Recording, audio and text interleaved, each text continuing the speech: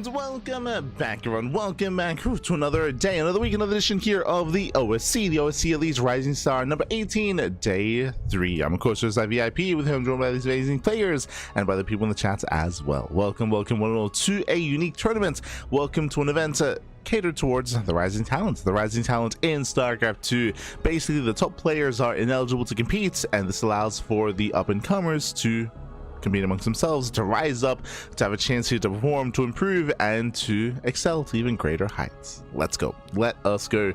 Whew, this is going to be day 3 of the event. So we did cover day 1. I believe Steadfast covered day 2/week 2.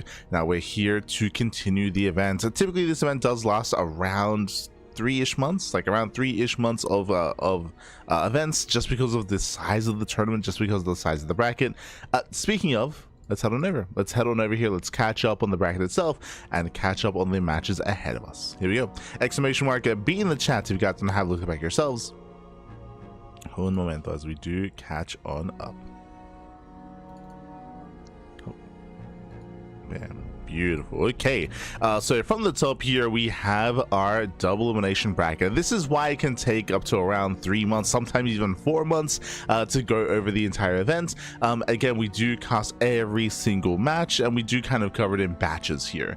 So we did have the upper half of the upper brackets facing off. We had Shameless taking down MiniVK 2-0 to face off against Art. We had Art taking down Minizerg, Inexorable took down Moja, and Lelix took down a Creature to advance on into the upper bracket quarterfinals. We'll be covering some of these matches here before you. Do not worry, do not fret. Some of those matches will be covered. Likewise, we're going to be focusing on the lower part of the upper bracket as well. We have Jumy versus Eba into Milky Cow. We have Rebellion versus Abestus, GgMaChine versus Shino, and there are still many others that are in the lower bracket already. The Wikipedia page doesn't show everything, but further towards the left, we got even more players, even more matches.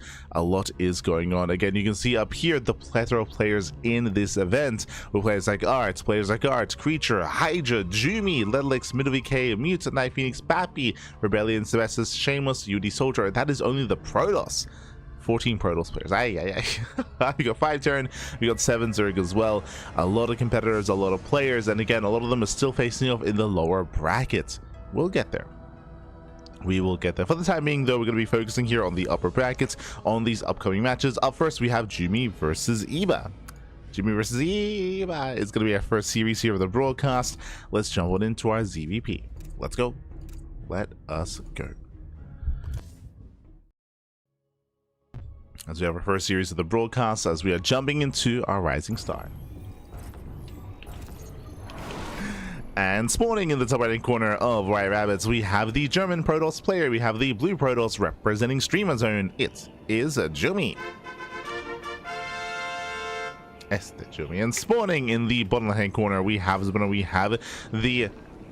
red Zerg player from the land of the UK. It is representing the Platinum Heroes. It is Eba. Aye.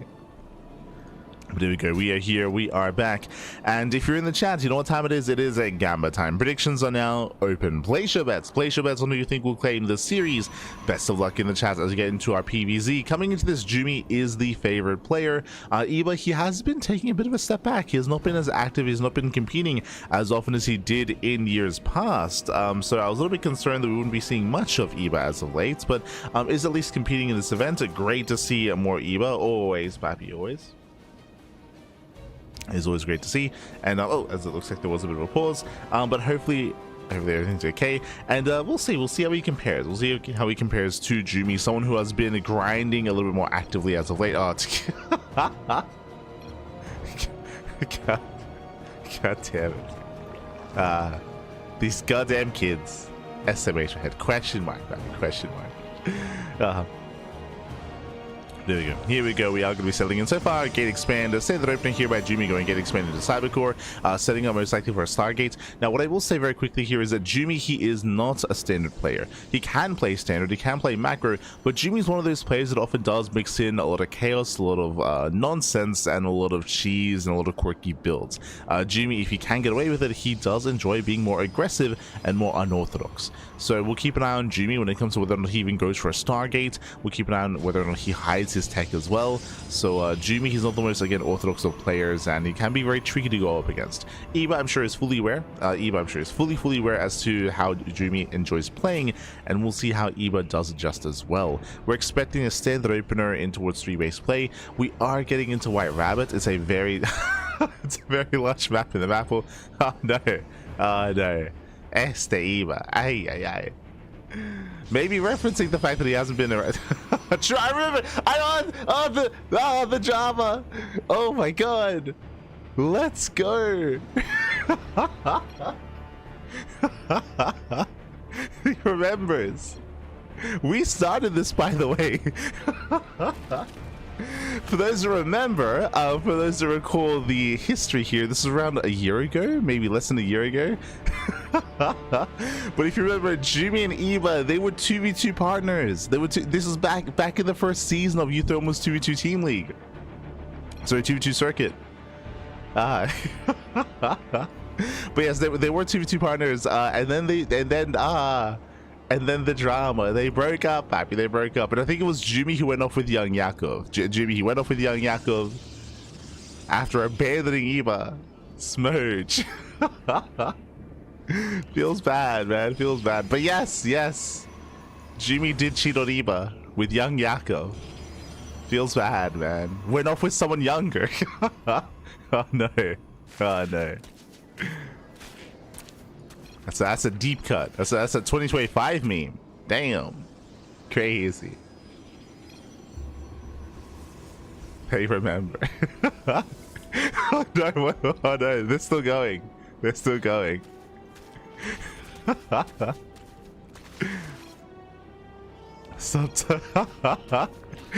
god, no. Oh no.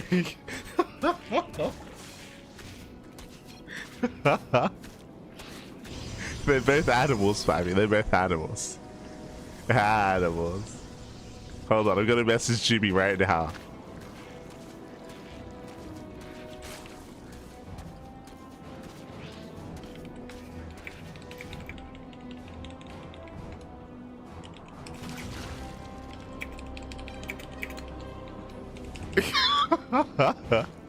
Okay. I just messaged him. I was like, mate, you're an animal. Causing a serious versus Eva. Oh god. Okay, we're getting into this. Meanwhile, sorry, I was distracted by the drama and by the, oh my god, by drama that's happening across the map. We mentioned earlier at the beginning of the series that Jumy, he is one to mix things up and not necessarily go Stargate. It did open up with a DT drop. DTs do arrive, but detection is available just in time. Eva, he does defend. Sorry, I was just caught up in the relationship, Abby. I was caught up in the moment. Oh no, I was caught up, Abby. Ay. But Jumy does go for a cheekier build here. So far, Eva's able to keep up, and we have the Archon drop follow-up. This is the power here of opening up Dark Templars. We have 3 more DTs warping in, actually. Oh my god. Double Prism! He's crazy! We have okay, I was so distracted. We have double Prism for us! He's insane! We have 2 Archons to the right-hand side, trading here with the Roaches at the same time, dropping towards the main. Jumy does hop pick up, does save the Archons for now, does pull away, and here comes drop into the main base. And alas, Eva, he's distracted. Where is he? Jumy does pull back. Jumy pulls back, pulls away. More DTs whirling in towards the main. No Spore, no detection. No. They are stuck with a move. They do get a Roach. There we go. Whole position micro here in the mineral line. 5 drones going to be going down. Archons, they move back in. We could even try to warp in as well. Ooh, does pull away. And can we kill the expansion? No shot. The layer is going to go down. The Overseer's too slow, Bappy. He's too slow. Not like this. Think of the good times we had, Bappy. No. As the main base goes down, snipes the layer. Second prism gets away. Oh, there we go. It does get away. Oh, that is not correct. Sorry, I'll get rid of that. This is not GSL. That's tomorrow. Oh, as Archons, they drop in, catching out the Overlord. And again, nice pickups here by Jumy. We have more Archons on the way. The double Archon drop, the quadruple Archon drop even. And as Jumy's dropping, as Jumy's harassing us, he has killed the main base. He expands, right? He expands, claiming his third, building up, saturating, and water production has begun. A charge on the way as well. Season 4 of the cage armor is getting crazy. It is. Oh no. Not like this. Not like this. Yeah, as the Archons are getting in a hand, just catching out more workers, catching more drones. What's important as well is that he's just keeping Eva busy, right? Eva is being kept busy while Jumy gets further ahead. Oof. Even just fighting the roaches head on. The Archons, they just go to town, they catch out the Prism, or they catch out the Overseer, I should say. As the Prisms, they just keep going. Now into the main. More economic damage. 9 drones. The Queen as well. He gets the Queen. Ah, keep dropping. Keep going.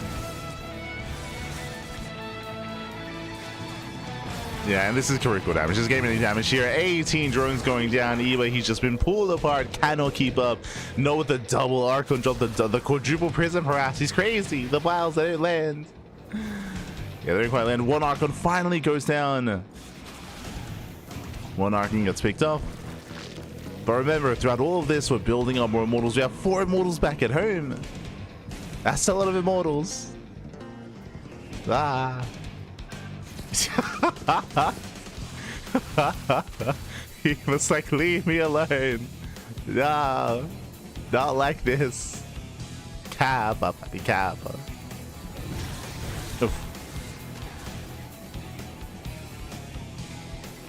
Jumy attempted to dive into the middle line once again, gets another 3 drones, another 3 workers, pokes in, pulls away. True. Smudge. Jumy's not holding back. Not holding back. No, no. Someone that we will be casting later on tonight, actually. Feels Mini-Zerg. I like that he typed in his full name as well. Mini-Zerg UA. True, true.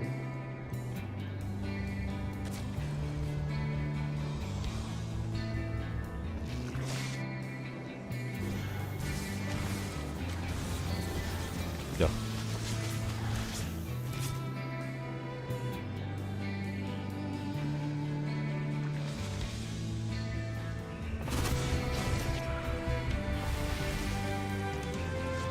Yeah, so from here, Jumy, he's close to maxing out. He's maxing out with the Terrifying Army. Eba, don't like this, papi, don't like this. Second Prism is still alive, by the way. Still alive, still moving out. This time going for a Zealot drop.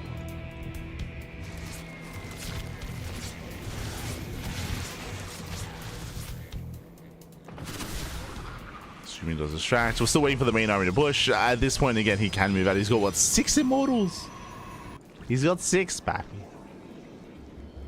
This is where Eba blindsides him with Mass Muta. True. Feel Spider-Man. 7 Immortals moving out. A hefty army here. And Jumy's ready to A-move. He's ready to A-move. Bearing in mind, the soup does lie. The soup does lie.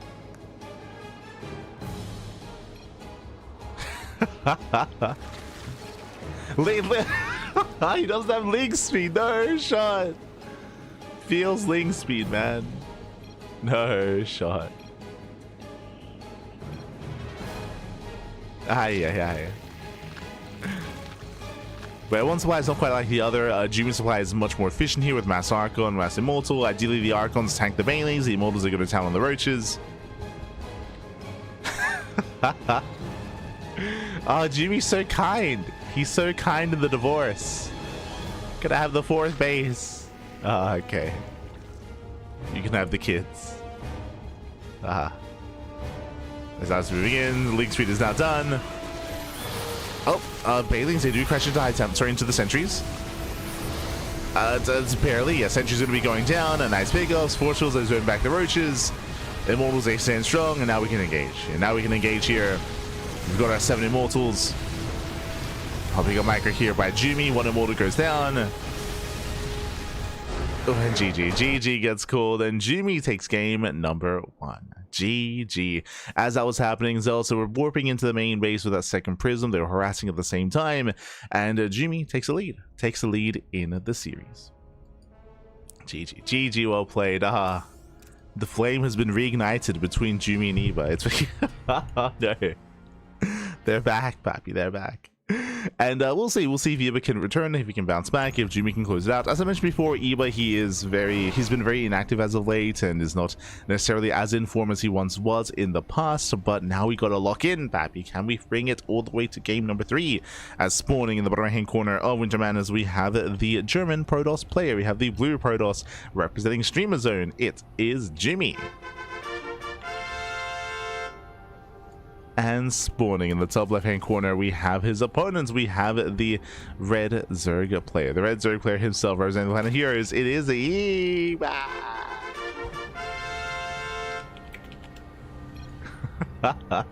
Let's go. What a roller coaster. All the emotions, Pappy. The joy, the heartbreak, the drama. But now we're settling in. From here, hatch gas pool, send the opener out of Eba. We'll keep an eye on how his gas is being spent, by the way. Previously, he did skip link speed, going to earlier roaches. Meanwhile, Jumy, we were also just distracted by by the relationship drama between the two players. And wasn't quite able to get wind or catch wind of the fact that he did skip his Stargate, did go for a Twilight Council opener into Dark Templar. I would imagine we will see something different this time in the Jumy, but again, there's still a high chance he does something other than Stargate, for sure. There are other builds available. Show us what you got. Here we go.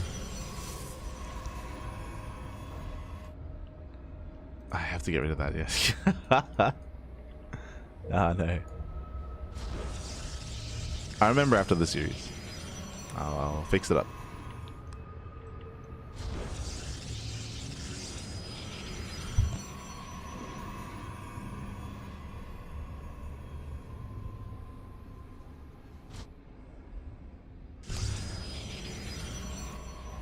From here, we are getting into our standard openers. Welcome to Winter Madness. Winter Madness is a larger map of the map pool, longer rush distance by ground.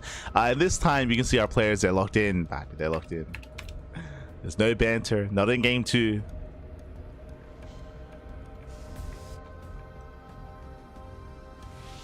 As eyes are still going to be on Jumy.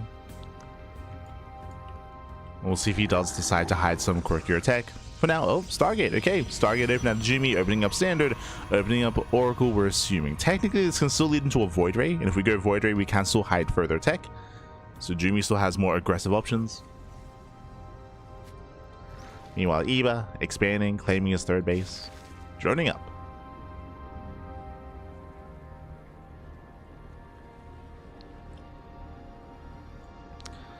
And so far, still just droning on up. Link speed is being researched this time. Not skipping it. Not denying it. That was fun. It was a blast from the past, Pappy. Yeah. Good times. Good times.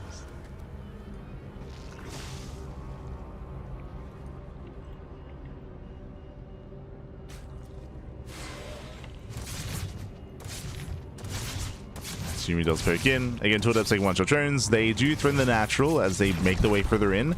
But I believe Eba should be able to defend. Nice Evo blocking here by Eba. Ay, saves every single drone. Doesn't lose anything yet. The Oracle is on the way. Oh no, came back too soon. One drone goes down.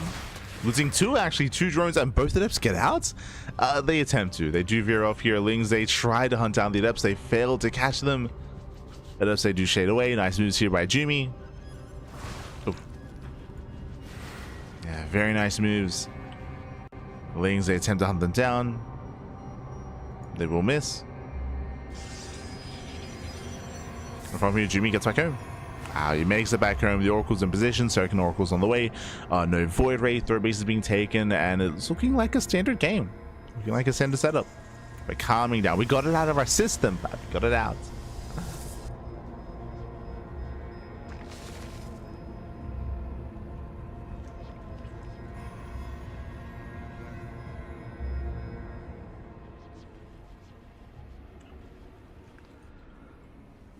There to get it out. We have the follow-up, Twilight Council and Forge, standard follow-up going to +1 and Blink. Most likely, technically, this can lead into +1 and Charge. That has been a build that has been rising in popularity as of late. To go for charge-based follow-ups. We'll see what Jumy goes for. Likewise, this could be that Roachwarren back at home. Safety Roachwarren. Lair is on the way. Eba's not going into the early Eva chamber, so less of a chance he goes into Ling Hydra. More of a chance we see Roaches into Roach Hydra instead.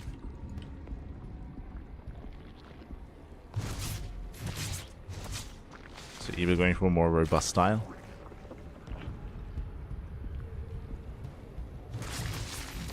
As Jumy's looking for a way in. Adepts do threaten a shade.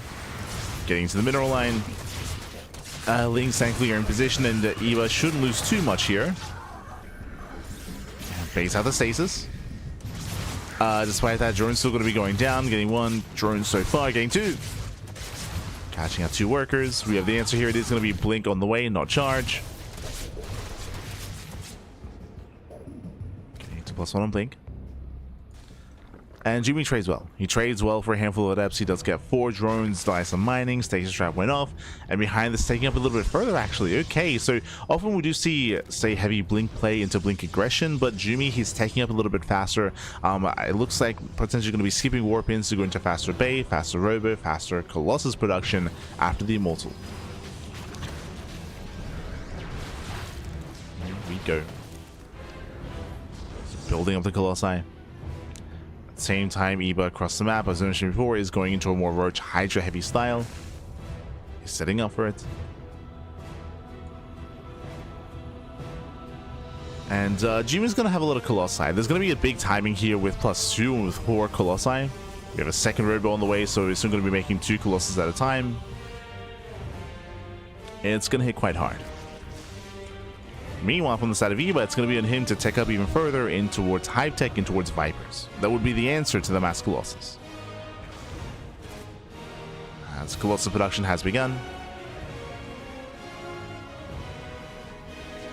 Got our 2 Colossus.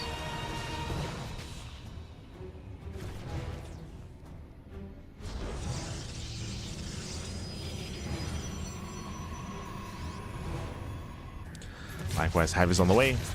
Jumy does scout the Hive, is aware. Does see the Hydrogen as well. And again, we need those Vipers. Whether or not Jumy takes up further in towards Lurker Tech, we'll see. As he's still droning up.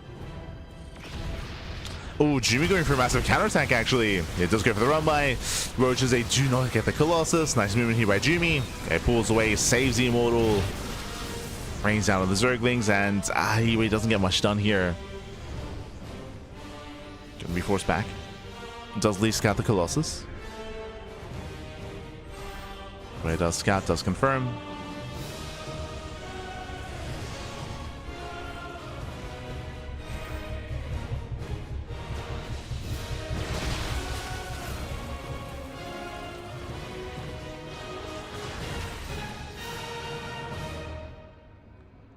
So here Jumy does back off.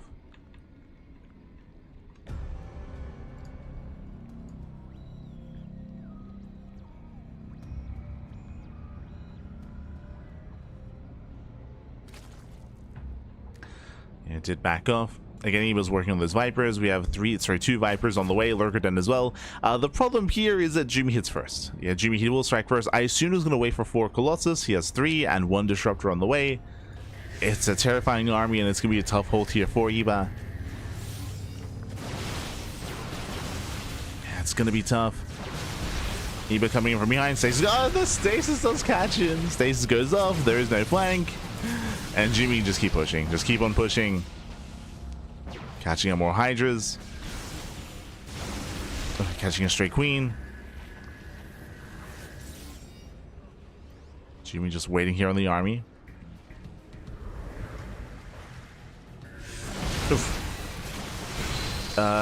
Potentially baits out, yeah, another stasis trap, okay.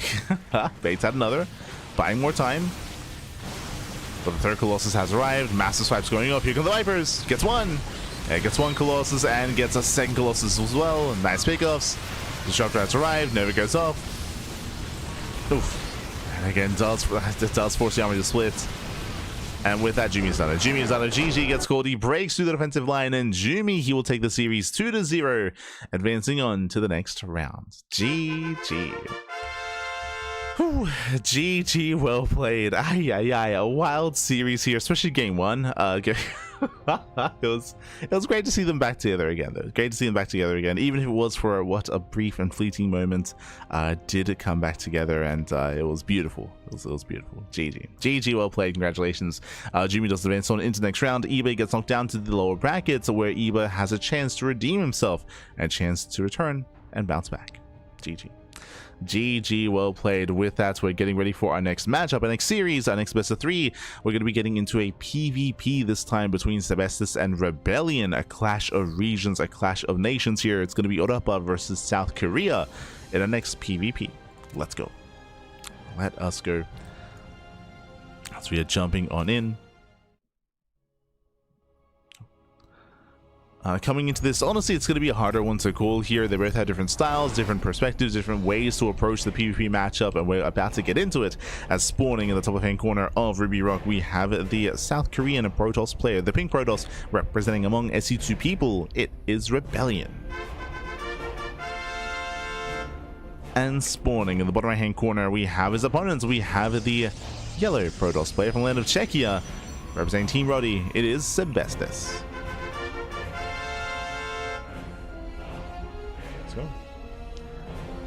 Let us go. And if you're out there, if you're in the chat, you know what time it is. It is Gamba time. Predictions are now open. Place your bets. Place your bets on who you think will claim the series. Best of luck in the chats as we get into our PvP. Let's go. Un momento, papi. Un momento. God, I forgot to get rid of the logo. Hold on.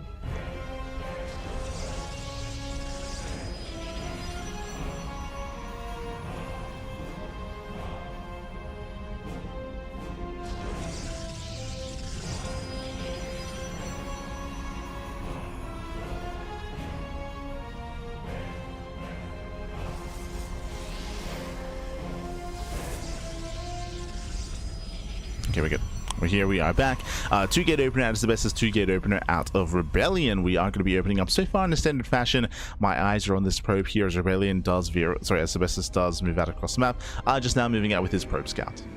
So a bit of a later probe scout out of Sebestis. Rebellion, he does poke his head in, and he's looking for the second pylon. He is searching for said pylon. Looks like there was a bit of latency in said matchup in game 1. Happened last series as well. True. Hopefully everything's okay.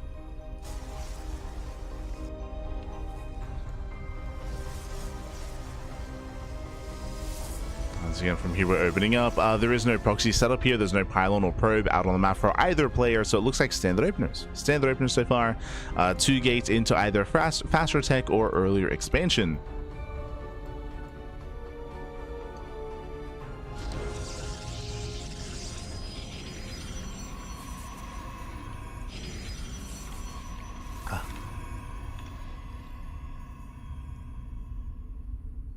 As we are setting up.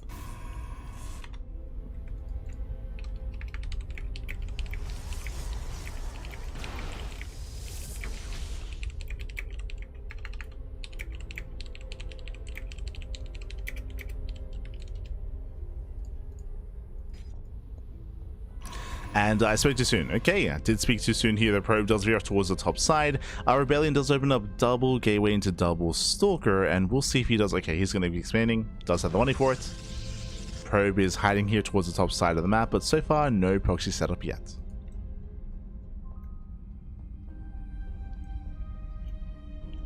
As Rebellion does poke in.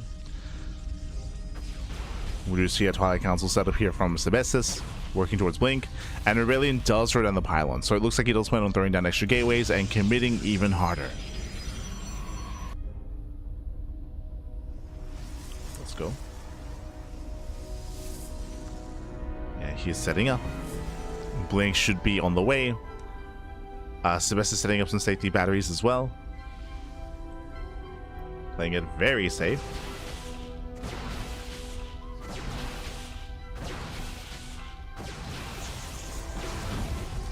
He's trying to play it safe. The first battery is going to be denied. Once again, the best is to be able to afford the Passive Twilight Council, went into Mass Sentry, and head on here. It does bleed out a Sentry already. And one Sentry goes down. Losing one. Thankfully, the battery does finish, and with the Sentries, catches out one of the Stalkers. Yeah, nice defense. Nice defense here from Sebestus. Does trade 1-to-1. Rebellion warping in those Adepts. He's not all in. He's still probing up behind this, but he does have that proxy location, and Adepts, they can one-shot probes. 2 Adepts, I should say. 2 Adepts can one-shot workers. We'll see if Sebestus can keep up. Even hallucinating an army. He hallucinates. Does tank some shots. Does tank. There's a way into the main base. Adepts, they do bust in. And he commits. Yeah, he commits into the mineral line, getting 1, 2, 3, up to 4 probes. At the same time, the main army does push forward. Now baiting out shots. We get 5. 5 probe kills for 2 Adepts. Well worth it here for Rebellion. And Rebellion takes a lead. He does take a lead. Behind this, going for his own blink slightly later. Likewise, going for his own gateway. Robo as well. As Rebellion pulls back, and it's going to be on Sebestus to recover. To find some counter damage. Let's go, going for his own hallucinations. We do have an even Stalker count. And we do see that there's no battery here for Rebellion, actually. Uh-oh. Yeah, no defensive battery. Sebestus, he does snipe 1. Takes a 1, 2 Stalkers go down. There's still no blink. Remember, blink was delayed. Yeah, no blink for Rebellion. Without blink, he's being out of control. The boys are being pulled. Critical damage. And Sebestus, he's snowballing out of control. As he can blink away. Yeah, pulls back. It kills more probes. 4 probes go down.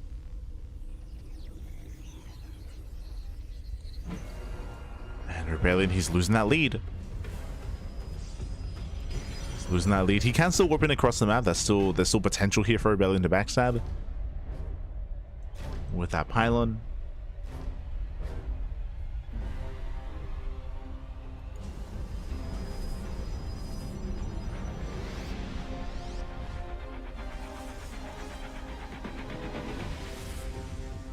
Does have potential. Meanwhile, Rebellion is building up his immortal counts. I say immortal counts are going for the prison first. Sebestus is the first to expand. The longer this goes on, the better it's going to be for Sebestus. And Rebellion is throwing down another gateway. 4th gateway has been thrown down. We have the War Prism. Rebellion, he might just not expand. He does have the money for it, though. Late 3rd. We're going to make a choice. There it is. Does go for the late expansion. Late 3rd base, main army does move out. Rebellion needs to find damage. At the same time, Sebestus set up for his own harass. Adepts are getting in. Ooh, shading into the natural. Probes will be falling. Yeah, Rebellion out of position. Losing even more workers. Rebellion, he was already behind. And he's all in. At this point, Rebellion is all in. He has to break through. Meanwhile, that's going to be 9 probes going down, getting up to 10. 10 probe kills, insane damage. At the same time, Rebellion also gets into the middle end as well. But Sebestus has a shield battery. Sebestus, he breaks out. Respecting the army. I mean, time is on his side. Just has to wait for more warp ins. Just calm down.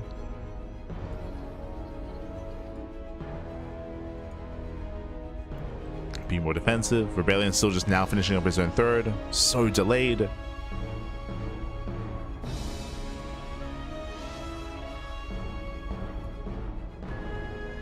And we're going for Glaives. A bit of a desperation move here. Glaive Adepts, they can trade well for themselves, but again, not from far behind like this.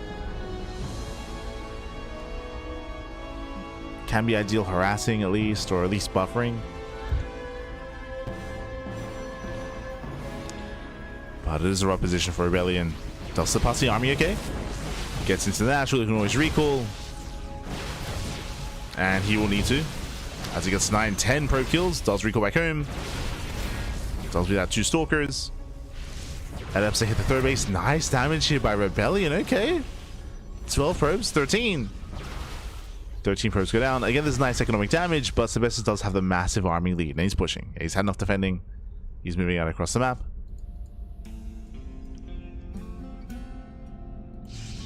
Is pushing. And with the power of 3 immortals, Mass Stalker cannot stop him. Not like this. Sebestos moves in. Nothing across the map. Trying to warp into depths. The depths they can tank, but there's only 3 of them. There's only 3 adepts without the immortals. They just start a step forward. They break through the stalkers. GG gets called, and Sebestos takes game number 1. GG. GG, well played. Sebestos does take a lead in the series. Rebellion, he had actually a nicer start where he was able to get an economic lead, get some economic damage, but alas, he was unprepared back at home for his own defenses. He got caught out by the stalkers. We saw that big blink timing for Sebestos as well, where he was able to take advantage of Rebellion, and GG. GG, well played.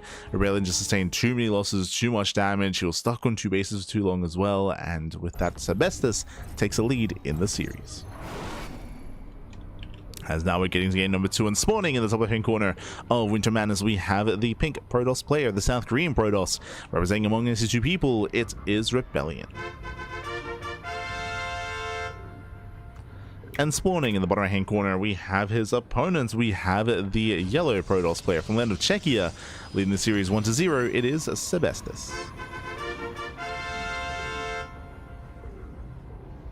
Here we go. As we get into game number 2 here, and again, Sebestos in a much more quote-unquote standard game state was able to take one over on Rebellion. Rebellion, he was able to harass at times and get into mineral lines, but overall he was behind when it came to his third base, behind when it came to his blink timing. He did have that tech deficit, of course, and Sebestos took full advantage of that, at least in game 1.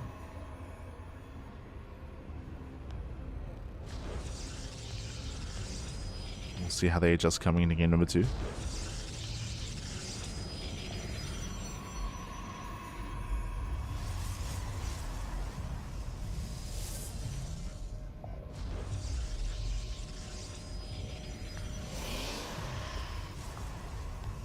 We shall see.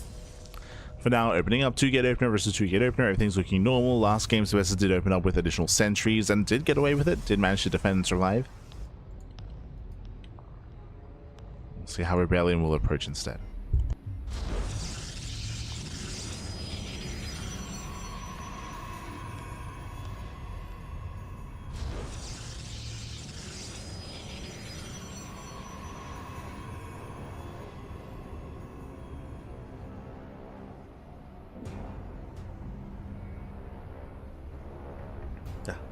Okay, let's go. Let us go. From here, I'm used to seeing Rebellion go for more aggressive builds, go for proxies, cheeses, all-ins. Rebellion was actually surprisingly tame last game. Had a couple of harassing moments, but that's really it. And we're seeing the same thing here as well. Opening up a Stalker Expand. Interesting. Sebestos himself opening up Stalker Sentry. But Rebellion does skip his second units and can go for a faster Nexus. Yeah, let's go. Okay. Rebellion cutting corners here. Usually it's Sentry Expand, but Stalker Expand out of Rebellion does have a slightly faster base. Does cut some corners here. Does cut corners. Again, only slightly faster compared to his opponent. Rebellion does have a probe active, going for a proxy pylon. And we'll see how Sebestos does respond.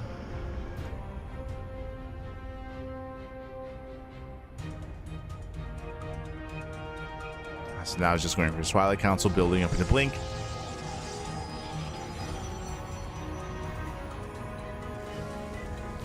Extra gateway on the way for Rebellion, once again going for the proxy. Means he can reinforce across the map that much faster. Can reinforce, he can commit. Going for a delayed Twilight Council. This build is actually very similar to game number 1, except Rebellion's going for the faster expand. But outside of that, very similar. Where Sebestos does have a window in time where he has blink over his opponents, but Rebellion has the potential to harass with the depths. So he does move out. I'm going to be reinforcing with Stalkers actually instead. Okay, Rebellion being hyper aggressive.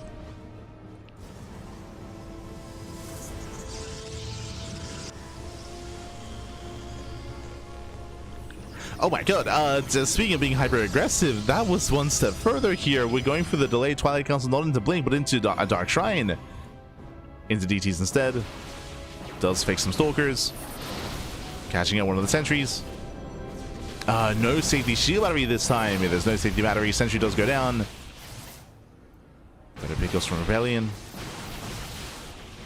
Distracting the army, and do you see what I see? No detection. Currently no detection here. Boys are being pulled. So far Rebellion's trading well. He has to back off.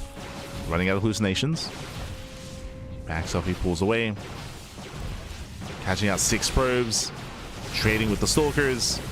Oh, and again, Sebestos is being bullied here and now. And honestly, even just a 4th gateway with extra warpins would have been enough. Like, this is getting out of hand. Even without the Dark Templar, it's getting out of hand. Against Sebestos, he was just that much greedier this time in the defense. With 0 batteries. Dark Shrine is almost done. Rebellion, he can just keep applying pressure. As I mentioned before, even without the Dark Shrine, he can just win the game with this. He's up in Stalkers. Yeah, he's just up in Stalkers. Catching up the 2nd Stalker. There's 3 Stalkers left. Nice control here by Sebestos. Yeah, controls well, barely holding on. Dark Templar waddling in, and again, there is a 0 detection. And this should end the game. Yeah, this should end the game here. Stalkers are getting picked up. DTs are revealed. Waddling into the mineral lines. He waddles in. We respawn with a robo so late. And now there's no mining. Now, thankfully, there was only 1 Dark Templar, but here comes the 2nd DT. We have 1 for each expansion. 1 for each base. And to win this game, we can even just go for the robo and just kill it. We can just kill the robo. Sebestos forced a counterattack. He's all in. Completely all in. There's batteries back at home for Rebellion. Ah, no. He's got batteries. GG gets called. And Rebellion with the Invisible Man. He does claim game number 2. GG. GG. Does have the series 1-1. We do have a back and forth. We do have an ace match, and this does happen from time to time. It is not uncommon for Protoss players to delay or to skip their robos, skip their detection, and then bam, DTs arrive, and GG. GG, well played. Even without them, to be fair, Rebellion, he was out trading. He was applying so much pressure, and he was out trading Sebestos. Sebestos barely hanging on towards the end, partly because we saw there were no reinforcements from Rebellion going into Dark Templar. But GG. GG, well played. With that, we have an ace match. We have a game 3, and we'll see who can claim this series. Remember, this is in the upper brackets. The loser will still have another chance in the elimination rounds. So have another chance. So spawning in the bottom right hand corner of Title Citadel, we have the South Korean Protoss player, the pink Protoss, representing among SG people. It is Rebellion.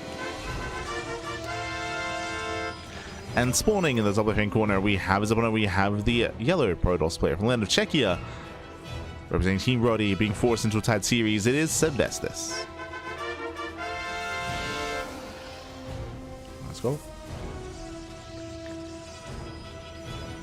And us goes. We did have a very cheeky build from Rebellion last game. It all began with a very greedy build. Remember, he went for a 2-gate opener into a fast expansion, opening up with a single Stalker. But it was the aftermath, of course. It was the follow-up where he was hyper-aggressive, going for the Proxy Gateway and the Proxy Dark Shrine.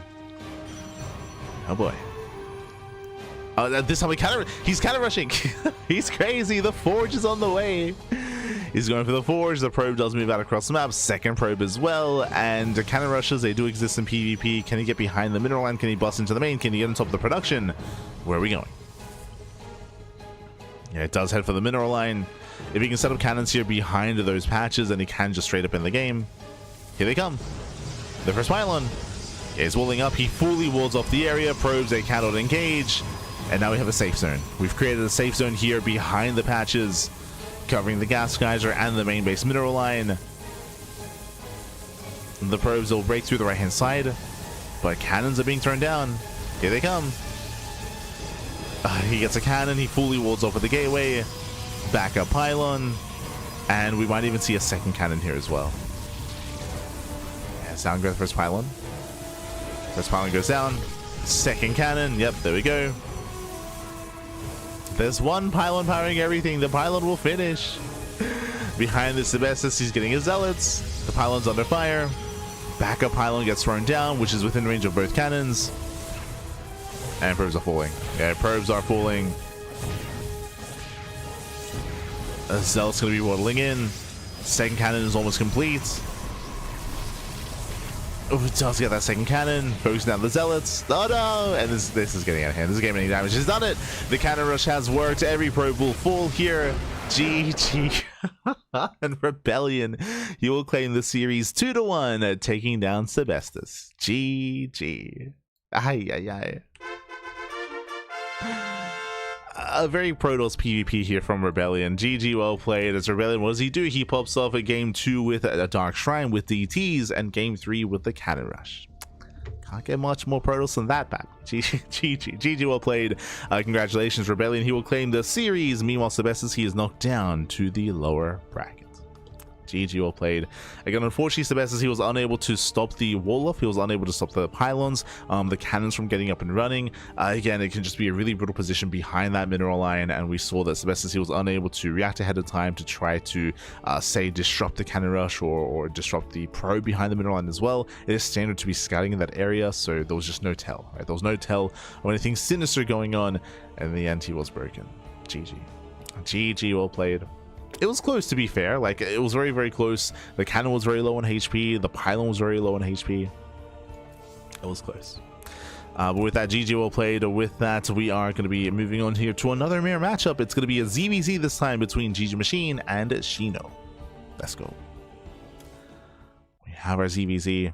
If you recall, it was day 1, it was week 1, where we had the crazy upset in Shino taking down BabyMarine in that first week, in that first round. It was crazy, it was insane. We'll see how he compares, though, to one of the top Zerg players in the entire bracket. Let's go. Let us go. As spawning in the top left-hand corner of Title Citadel, we have the French Zerg player, himself. It is Shino. Representing Mlem. And spawning in the bottom right hand corner, we have his opponents. We have the orange Zerg player, himself, representing his new team, representing Stony Bulls. It is GgMaChine. Here we go. As again, GgMaChine is coming in as the heavy Zerg favorite in this bracket, especially in the absence of young Yakov, and with the disillusion of Iba. GgMaChine, he is on that rise, and we'll see how Shino does react, how he responds. And I was been preparing for this matchup. Again, the players, they were fully aware of their matchup ahead of time. They had time to prepare, time to practice, time to focus on some specific builds, and we'll see how Shino does approach. So far, Hatch Gaspool, standard opener out of Shino, likewise standard opener out of GgMaChine. When it comes to Shino, again, he is more of an up-and-coming player. He did cause a crazy upset last time, taking down BabyMarine, and the pressure is going to be on our red Zerg player to cause that upset again, and to bring something different to the table. Playing straight up against GgMaChine, I feel like it's going to be very difficult, especially in the mirror matchup. I do feel like there's a lot of diverse builds and a lot of aggressive options in ZVZ, so we'll see if we see like an early Evo Chamber into +1 Carapace. We'll see if we go for, say, skipping Banelings, going for a Roach one into a faster link speed, and towards a link flood across the map. Do we go into 2-base Roach, into 2-base Muta? Like, what is the plan? We'll see. Keep an eye on our two players here. But now standard opener. Opener is standard. We'll see if we stay in or pull further out of gas after we get link speed. If we stay in, that could be indicative of earlier tech. If we pull out even more than usual, then that could be indicative of a link flood. But now just pulling one out of gas, likewise GgMaChine doing the same. So nothing crazy. So far so good.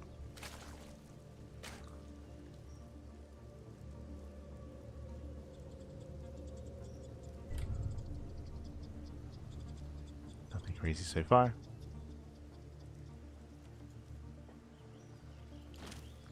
Third base on the way for Shino. Third base for GgMaChine as well. Just claiming our third bases.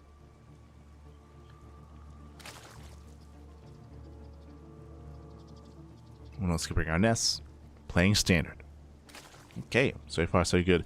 Do we just calm down and enter into like the mid-game Roach versus Roach? Amongst the European Zerg players, it's a little bit more common to see mid-game Roach versus Roach and less early game aggression. But we'll see. I still don't want to write that off. There's still room for a player to commit into Lings and to rush across the map. We have 6 Lings on the way for Shino. Did I say 6? Getting up to 12, 14. 14 Lings, as Shino is going to be the aggressor. GgMaChine, he's droning up back at home. And we'll see if Shino can out-trade his opponent and potentially threaten the third base.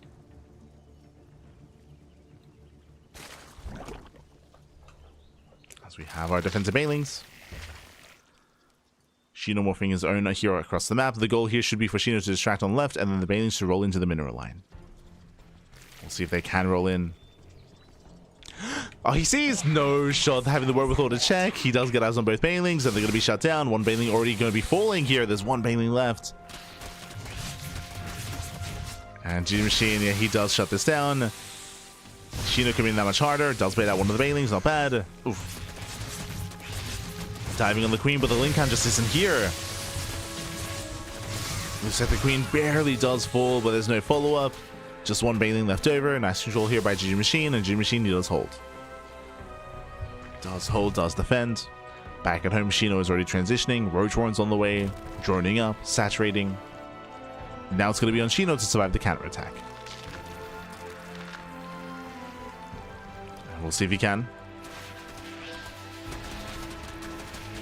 GgMaChine going for the expansion. One baneling gets denied. Nice control there by Shino. Nice control. Nice one baneling, doesn't quite get the other. Does peel off a Zergling. And so far, Shino, he survives the counterattack. He's able to back off. And behind this, going for earlier Roach production, he's not droning. He's not droning up. We have 8 Roaches on the way. Most likely, Shino is going to be committing here into an all-in. No lair. Hashtag all-in here from Shino. Cutting workers at 40. GgMaChine is still droning. He has no idea. He's taking gases as well. And there should be a window in time where Shino has the supply lead. But is it going to be enough? Bearing in mind that GgMaChine, he'll have the defender's advantage. Likewise, it's going to be on him to delay the push, to buy as much time as possible. Here comes the move out. And here comes Shino. GgMaChine is fully aware. Ling's getting ready for a counterattack. And it's going to be GgMaChine with already 15 Roaches. Oh my god. Lings, they keep up with each other. But again, the longer this game goes on, the better it is for GgMaChine. Shino, now he starts droning. Oh, now he starts droning. Now Alair is on the way. Lay tech out of Shino. That is concerning, and he has triggered a counterattack. And GgMaChine, he defends back at home. He's moving out across the map. There are a lot of banelings with this army. There are, what, 4 banelings left over.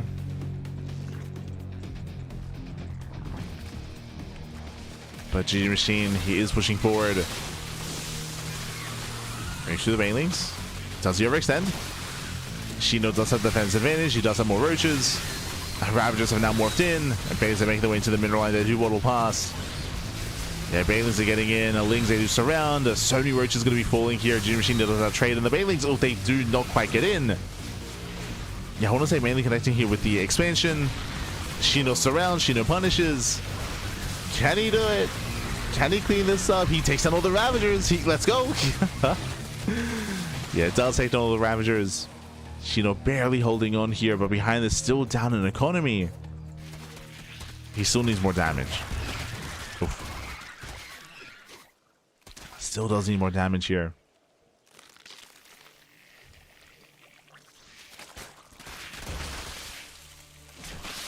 GgMaChine, he surrounds, picking up more Roaches. Catching out the attempted bailing. Still maintaining that stronger economy. Behind this, doubling down, going to more Ling Bane. Alair is on the way. We have the Spire for Shino. Bold move. Tempted to go into Mutas. Can he get there? GgMaChine, he's still not joining, by the way. He's been at 50 workers for quite some time. It's been a couple of minutes.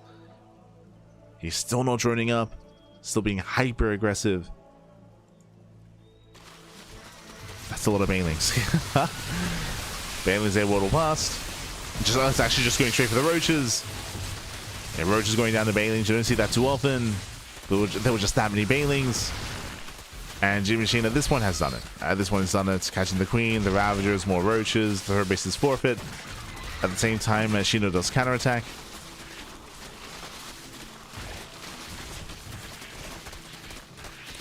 And it does counterattack across the map, but reinforcements will defend. And Shino, he barely has anything back at home. He's down to 21 drones. Down to barely an economy. And GG gets cool. GG gets cool. GgMaChine takes game number 1. GG. Whew. GG will play Dills take lead in the series. A very chaotic game 1 here. Very, very chaotic. Very back and forth. There were honestly some strong moments for Shino as well, where he was able to take a certain lead. But again, both players were quite committed in their own way, and Shino, he wasn't quite able to survive the counterattack. Referring to the moments when we saw GgMaChine moving out with his Master Ravager, who was able to break out across the map, able to cripple his opponents. GG. GG well played. Whew. And with that, GgMaChine does take a lead in the series, and we'll see if that trend continues or if Shino can bounce back and force the ace match. Let's go. Let us go. As spawning in the top left-hand corner of Winter Madness, we have the red Zerg player, the red Zerg player himself, down in the series. We'll see if he can bounce back. It is Shino. And spawning in the bottom right-hand corner, we have his opponents. We have the orange Zerg player, the orange Zerg player himself, representing his new team, representing Stony Bulls. It is GgMaChine. Let's go. Let us go.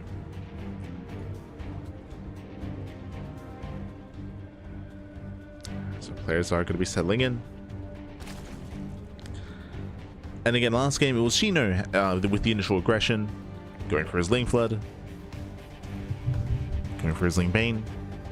And we'll see if he calms things down as we are loading into Winter Madness. Winter Madness is a much larger map of the map pool, larger map, longer resistance by ground, and we do often see longer and later games on this map as a result of that. Both players, or at least Shino did try to go into Muta's last game. We could actually see Muta play here as well. I would say is more viable.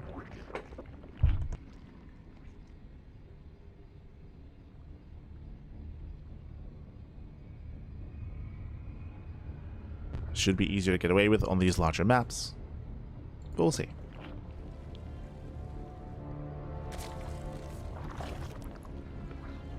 We shall see. So players are opening up.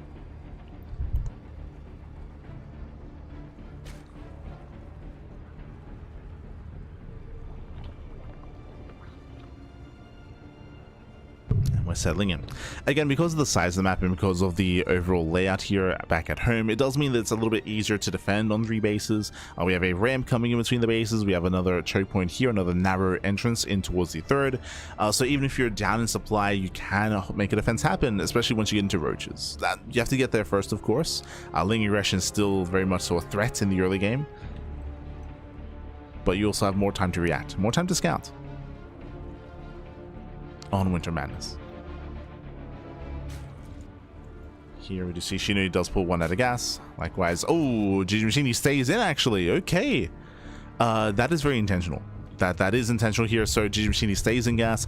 This can lead into an earlier Eva chamber into +1 carapace. This can lead into an earlier hidden Roach Warren. Eyes are on GgMaChine. This can lead into more heavy Link Bane aggression, as we have a more tech heavy start.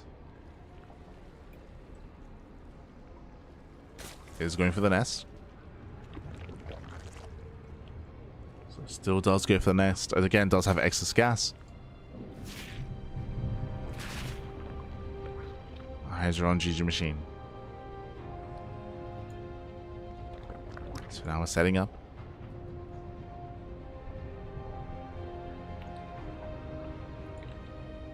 Shino playing standard. There it is, early Roach Warren. As we mentioned, the early and committed gas income was a sign of something to come. Either early roaches, more committed banelings, earlier tech, earlier Eva chamber, and it's going to be a roach all in. So Roach all in our GgMaChine. Shino, he never got into the bases, so he didn't quite get eyes on the gases or saturation or anything like that.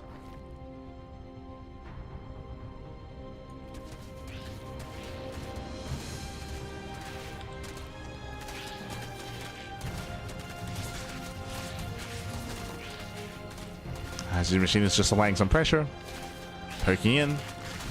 The Lings shouldn't do too much more damage here. Getting the base down to half HP, but it's all about the all-in. Here we go. 8 roaches are on the way. GgMaChine cuts workers at 27, under 2 base saturation. Nothing but roaches are coming, and currently Shino has no idea. He will soon see the roaches at the 3rd. Soon see this. Lings that distract. Getting a joint in the main. Pulling away Shino's attention. Baleen doesn't quite connect. Up, so close. Casi. There are so many Balings. Yeah, 3 Balings giving chase here to GgMaChine, and he does slip away. He slips away, and then here comes your roaches. Here comes the all-in. Once again, GgMaChine just buying as much time as he can. Roaches, they have arrived. Balings morphing in Shino's face. And the roaches are coming. They're coming. Oof. And with that, Shino, he has been broken. He has been broken. He was joining up behind this, joining up to 37. 10 extra workers. He's got his own roaches on the way, but it's too little too late here. There's still 2 Balings left over for GgMaChine. And GG gets called. GG gets called. GgMaChine, he will claim the series 2-0, advancing on to the next round. GG. And GG, well played. Oh, again, GgMaChine, he was able to pull a fast one over on Shino here. This time he was able to be hyper aggressive, able to go for the faster gas income into the faster roach one. And unfortunately, because of all the Ling harass that was happening in the main base of Shino, he wasn't able to scout. He wasn't able to confirm what was going on, right? He wasn't able to confirm the aggression of his opponent and get eyes on the roach all in that was coming, the lack of drones, lack of saturation. He was distracted. He was distracted. GG, well played. And with that, GgMaChine does claim that series. Does advance on. Boy. Okay, it does advance on here. And we do have 1 series left when it comes to the upper brackets. We'll be covering some lower bracket matches as well. Do not worry. Do not fret. We'll get there. But for now, we do have another PvP. It is going to be Shameless versus Art. They're facing off in that PvP matchup. Shameless, I would say, is the favorite player to win the event. He is up there alongside Young Yakov and say Percival or Nickrat as the best of their respective races in this tournament. Yakov, of course, is now ineligible for the OSC events as he's just too good. He's too good. But Shameless, he's here and he is a dominant force in the bracket. Can anyone stop him? Can anyone bring him down? Let's go. In a PvP, anything can happen. It's true. I mean, we just saw a cannon rush earlier. True. And it worked. Did work. And spawning in the bottom hand corner of Tourmaline, we have the blue Protoss player representing Team Quasar. It is Art. And spawning in the top right hand corner, we have the red Protoss player, the red Protoss himself, representing his new team, the same team as GgMaChine actually, Astounding Bulls. It is Shameless. And if you're in the chat, you know what time it is. It is Gamba time. Predictions are open. Place your bets on who you think will claim the series. Best of luck in the chat as we get into our fresh best of 3. I do apologize for not opening up the predictions for the last series. It did slip my mind. But we're here.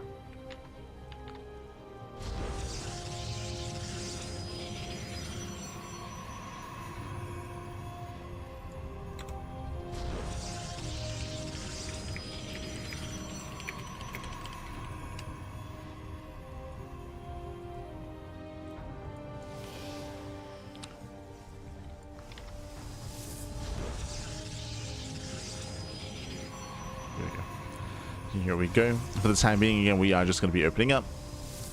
2-gate opener versus 2-gate opener.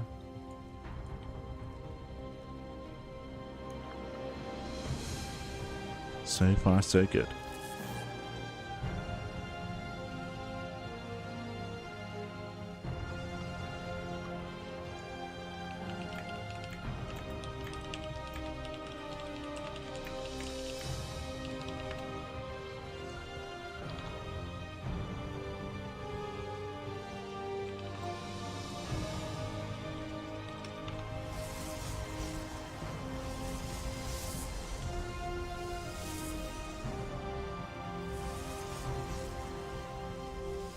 There we go.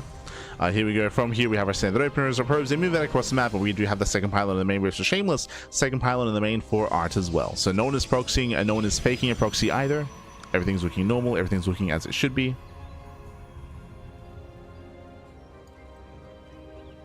Looking as it should be.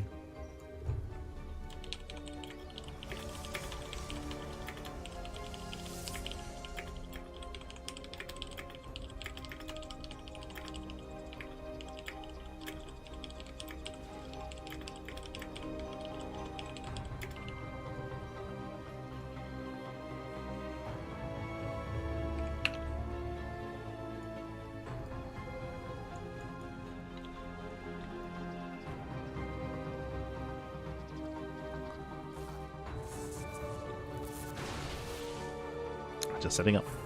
From here, just going to be setting up a nice pylon block here out of Art. Meanwhile, we have a robo opener out of Art as well. Interesting. So Art is being annoying as possible, delaying the expansion of Shameless and setting up for what looks to be his own one base all in. I'm assuming all in just because there's no rationale to get a robo this quickly, but Art does get his Nexus on the low ground. So it looks like he is expanding just a very safe opener out of Art. This does allow for early Immortal production. The hallucination does confirm that everything is in the main. And the expansion as well. But again, this typically means that we're going to be seeing a more slower, more defensive style out of Art, opening up more Immortals, getting into eventually a War Prism, and should be pushing with around 3 to 4 Immortals, with potentially a more Glaive Adept heavy follow-up as well. The downside of this, of course, is that his opponent has Twilight Council into Blink. Shameless will have map control. He'll have, of course, a more mobile and diverse army, or just mobile composition. And Shameless should gain map control as a result of that.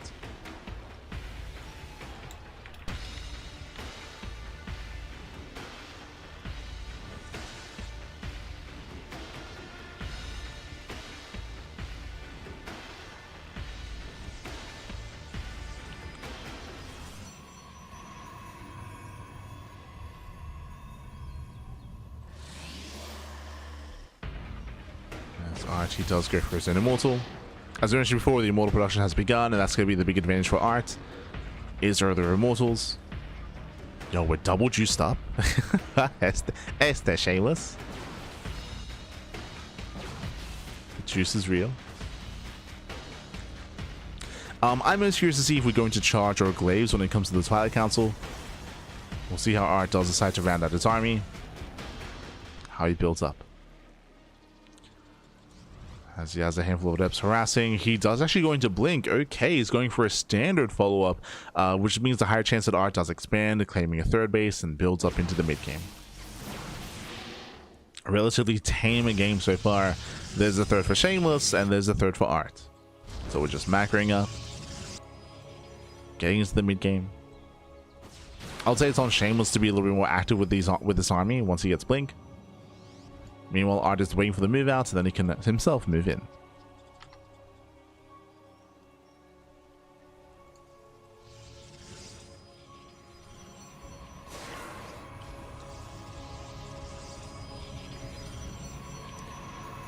As Art does shade behind the mineral line, catching out probes, getting 1, 2, getting to 3 probes already.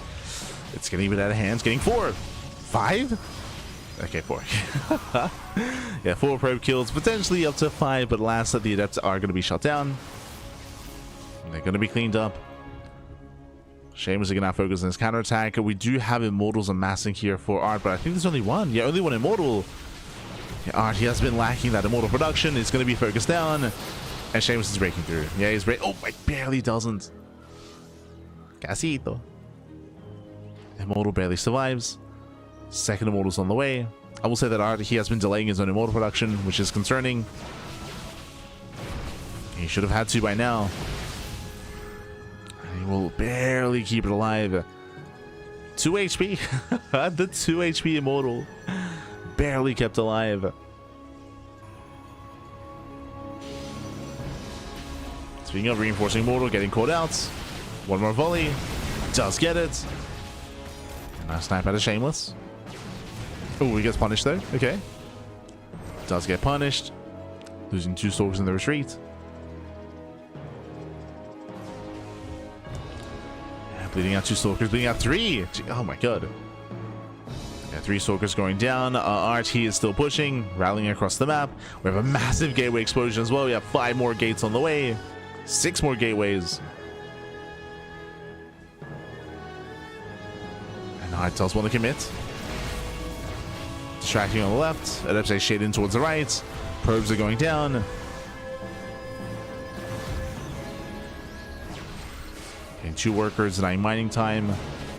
Art is amassing, staying on a limited gas count. Going to mass charge lots.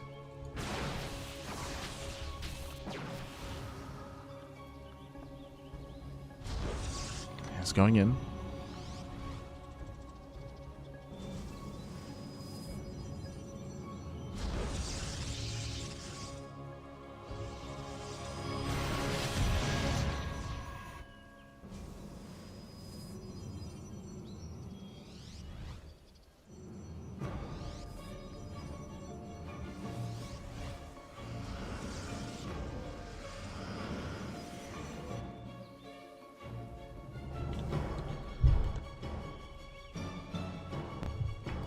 Yeah, it's going to be building up. But when it comes to the main armies here, there's still only 1 immortal for Art, so he doesn't really have as great of an advantage as he otherwise should. +1 is done for both players. It comes down to the engage, right? It comes down to the engage. Comes down to how they approach. Prism gets caught out. Art will have 1 Archon, but still morphing in. Yeah, the Archons are now morphing in. 1 for Shameless. Zealous had to engage. And Shameless so far barely forcing him back. The Archon has arrived, but a little bit too late. Yeah, the Archon is a little too late here for Art. Trying to be forced to retreat. Shameless still reinforcing.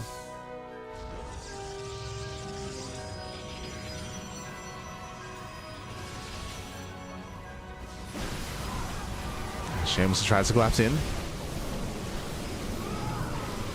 Again, he does try to. He's still pushing into shield batteries. Pushing into a defensive setup. Art does cap back to set batteries. And they're keeping the Archons alive. And the Archons are supported. And Shameless has the overextended. Oh, losing too much. The Prism. Yeah, Prism goes down and does deny part of the warp in. Yeah, a couple of Zealots do warp in. And Shameless has to retreat. Shameless now, his reinforcements are going to be delayed. He lost that Warp Prism. Art is holding on. Art is holding.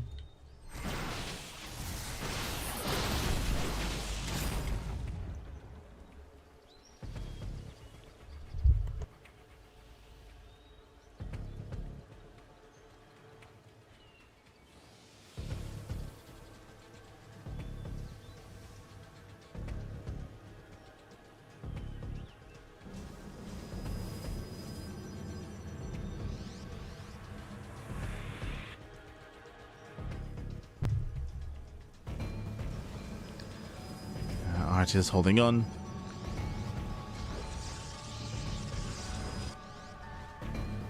Likewise, Shameless still building up as well. 4th base is now on the way, so faster 4th base for Shameless. When it comes to the army compositions, we still have a relatively similar setup. We do see that RT barely does have the Archon lead, so 5 Archons to 4. When it comes to the Archon's work, ideally you want the Archons to buffer and to deal with the Zealots. When it comes to the opposing player, you want to hold on to your Zealots and don't want to throw them away against the Archons. You want to pull them back.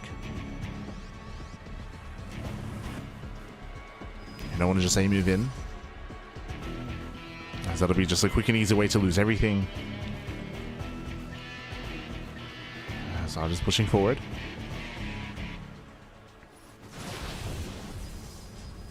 Let's move forward. Peels off a couple of Zealots towards the expansion.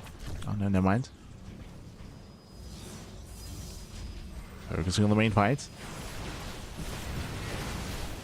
We had the attempted flank.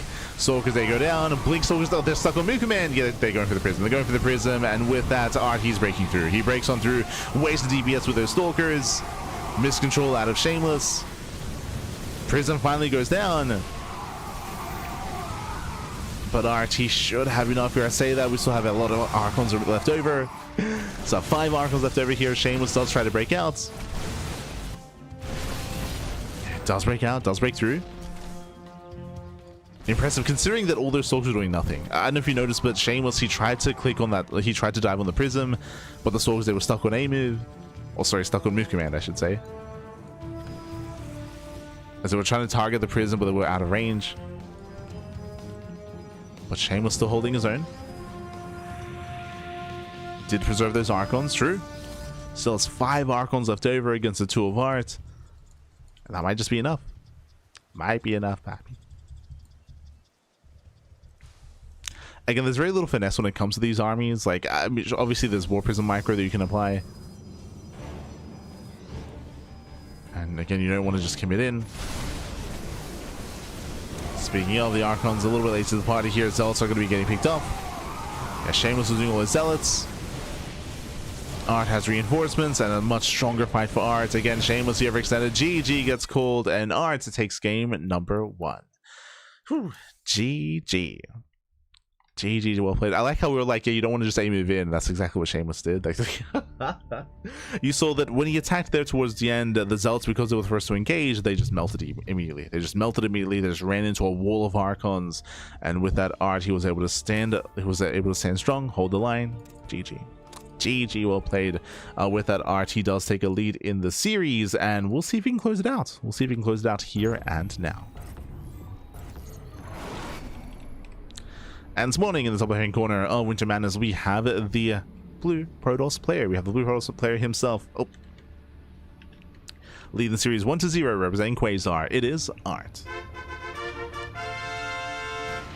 And spawning in the bottom right-hand corner, we have his opponents. We have the red Protoss player. We have the red Protoss representing Staunia Esports. Sorry, Staunia Balls. It is Shameless. Staunia Balls. Let's go.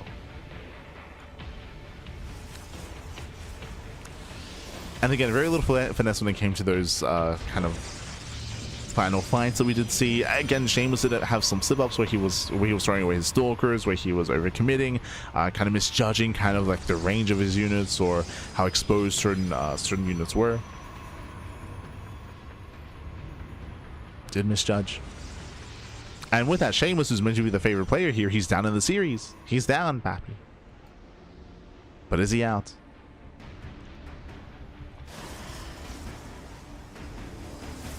So back to juicing.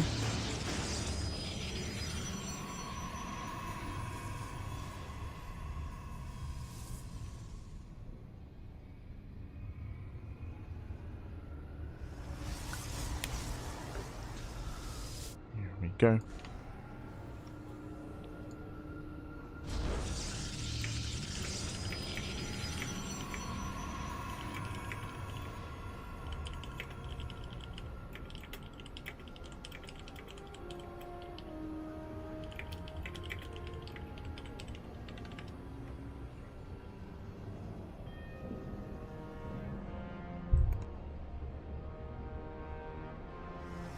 As this time we've had enough. We've had enough defending here, opening up 2 gates, and this time the second pylon is nowhere to be found. This time we're going for the proxy.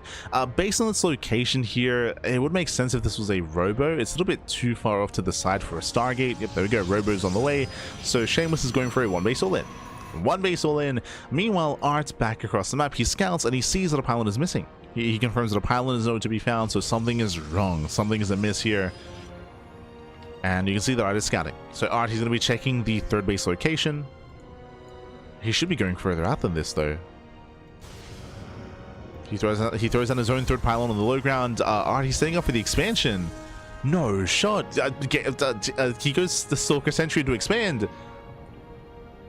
But Art, he knows that a pylon is missing. He knows something. He knows that there's a proxy.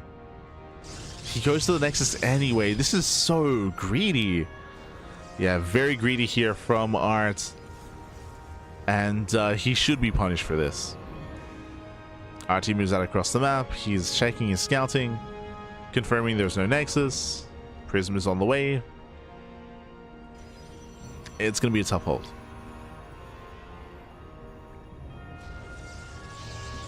It's going to be a very tough hold. It's going to be a robo after the Stargate, sorry, after the expand. Robo after the Nexus. Here comes the Immortal. Here comes War Prism.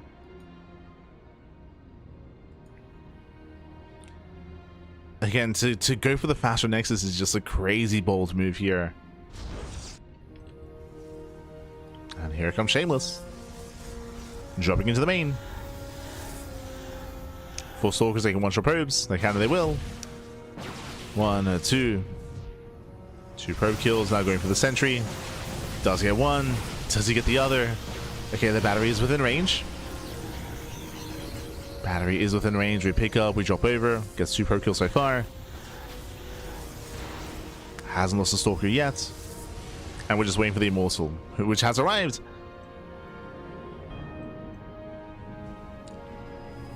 The Immortal has arrived. Going for the Artosis Pylon. Oh, a bit of mission shot with the Immortal. Catching out a Stalker. Oh my god. Yeah, 1 Stalker does fall. Pylon as well.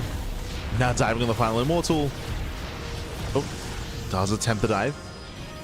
Pulls away. Here pulls away. Second Immortal is now popping out. Now you can see here RT kind of warping any units. Only reinforced with Immortals.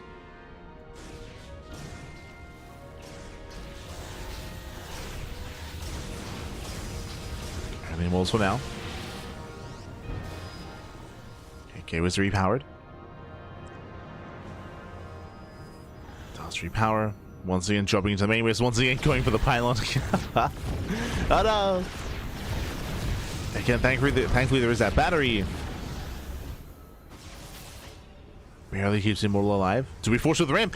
No shot! He gets it! Massive force field on the ramp. He does recall back to natural. Recall's only part of his army. It does recall over. And we're going back over. Yeah, we're heading back over. He wants that Immortal. Shane was just pulling art apart, going back and forth in between the bases. Just keeps juggling, just keeps bouncing back and forth. Now he's up to 3 Immortals, and he's done it. GG. Shameless, he ties up the series. We are going to the ace match. GG. Ay, ay, ay. GG, well played. Again, Art, he was so greedy in his opener here. He saw that a pylon was missing. He knew that there was a chance for a proxy. Despite that, he took the risk himself by going for the faster Nexus. Now, to be fair, against a proxy Stargate, that would have been okay. And against a proxy, against a fake proxy pylon, of course, as well. So there was a bit of a gamble there. Alas, it was a very real proxy robo, 1 base all in, and in the end, Art was punished. GG. GG, well played. With that, we're now getting into the ace match. The final game of the series is going to be loading into 10,000 feet. We'll see how this story ends. Is it Art's turn to proxy? True. Should be. It's his turn, Pat. And spawning in the top left-hand corner of 10,000 feet, we have the blue Protoss player, the blue Protoss himself. Oh, representing Quasar, it is Art.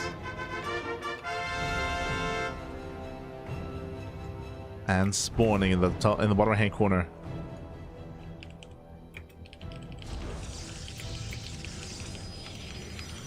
In the bottom hand corner here of 10,000 feet, we have the red Protoss player, the red Protoss himself, representing Stowny Bulls. It is Shameless.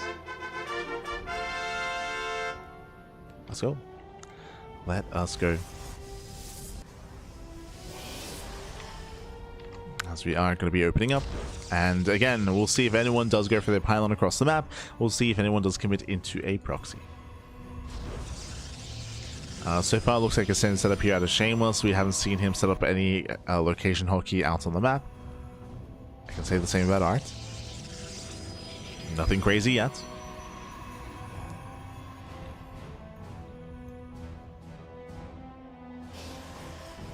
As 10,000 feet is one of the smaller maps out there, shorter rush distance by ground. It does mean that if our players did want to be aggressive and did want to go for their own 1 base all-ins, it doesn't have to be proxied. Oh, and we're going for a fake out. Okay, so Shameless, he does throw in his first pylon in the main base, and he throws out his second pylon at the 3rd location, hidden here, making it look like he's cheesing when he's really not. The goal here is for Shameless to force an overreaction out of Art. He wants to force that overreaction. Strike fear into Art after what happened in game 2. There's the fake out. Now, I say fake out, technically, as I just mentioned, because this map is so small, you can just get a robo back at home and just go for a 1 base all in and still hit very, very hard. So we might actually still make use of this. I only bring this up just because the probe is still on patrol. The probe is still here. Oh, robo. Cybercore's almost done. Waiting for the Cybercore. Yep, there it is. Robo has been thrown down. One base all in. One base all in. And again, it's not really proxied. It is technically on Shameless's half of the map. But as we mentioned, this map is so small. And the rush distance is so short that you can just proxy from back at home. Or just all in from back at home and still hit as hard. Now, Art, he's scouting. So he does scout a little bit further here on the right-hand side. He's doing it again. No shot, deja vu. He believes it's a fake out. I don't blame him, but the mind games are real. Art, he is scouting here on the corners of the map on the left hand side based on the pylon location, though it looks like Art, he wants to expand. He does. He expands. It's the same build. Oh god. He's going for the faster Nexus. Immortal's on the way. Ah, no. Risky maneuver here from Art, and we'll see if he can pull off the defense. Now, okay, a couple of things here. One thing that is going to be helping Art is how inaccessible the main base is. Unlike on the previous map, if you want to bounce back and forth and hit the main base and then rotate over and then hit the natural, because of the terrain here and because of this massive mineral wall as well, rotating back and forth between this area here and the natural is awkward, right? It's a longer rotation. It's a much longer rotation as opposed to the previous map. So because of that, it does mean that it's more difficult to be the aggressing player here and rotate back and forth. That is true. First Immortal's waddling out. So the map itself should be helping Art when it comes out defensive. It is. Does catch the Adept. Art does confirm the initial Immortal. Robo's on the way. And Art, can he pull this off? Again, I will say there's a higher chance that he can pull off this defense than last time. There's that higher chance. His own Robo is not done. Did still invest into a shield battery in the main, but only one. Only one battery.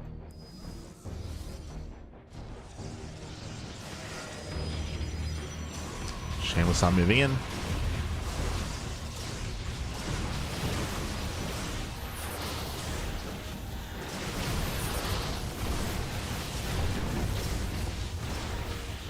So far the force shields are buying time.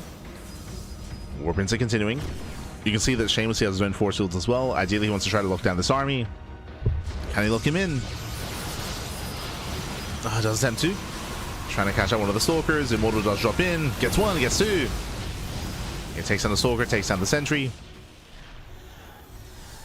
I want to say a slightly better trade here for Shameless. But Shameless did lose the Adepts. Oof. Okay, never mind. Better trade for Art. Taking down the Adepts. Shameless does, or he is going to be up in Immortals. Dropping into the main. Pressure's on. He's going for the pylon. Does go for the pylon. Punching the Stalker. Ooh, gets the Stalker as well. Not bad. Can he get both? He does. Yeah, he gets a Stalker, gets a pylon, gets another Stalker as well. Hot pickup. The juggling is real. He wants the Immortal. Shameless is getting out of hand, getting out of control. No, he gets it. Oh my god. Takes down everything. 2 Stalkers, a pylon, and the Immortal. Ay, ay, ay. He wants more. He's being greedy. He's being greedy here. He's gonna be careful. Shameless, calm down. Calm down. Don't be too greedy. As now he meets back with the main army. Now we have 3 Immortals to 1. It's 3 to 1. And Shameless can micro with that War Prism. Now he's going to be moving into 4 shield batteries. That's a lot of batteries. Second Immortal has arrived.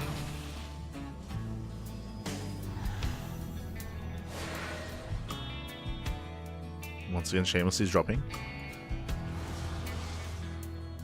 Risky move. He's dropping into the main base once again, going for the pylon. This time there's an army in position. Oh. Taking a lot of hits, taking a lot of damage, does not get the Stalker. Yeah, in the end, this was a better trade for Art. Neither player lost anything, but that was a lot of hull damage on the Immortal. That does matter more.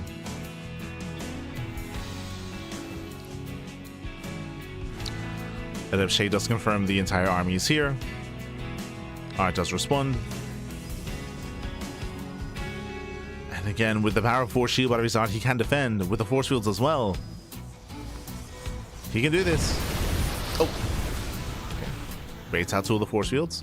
Behind this, we have the Bay on the way, working towards Disruptors. Disruptors would be a way to break this position. Disruptors can work this early on.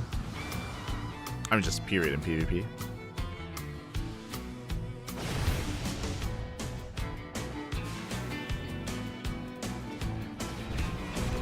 Alright, calm down. Loving the use of the Adepts. Oh, does come into the shade, leading out to Adepts. Not ideal for art.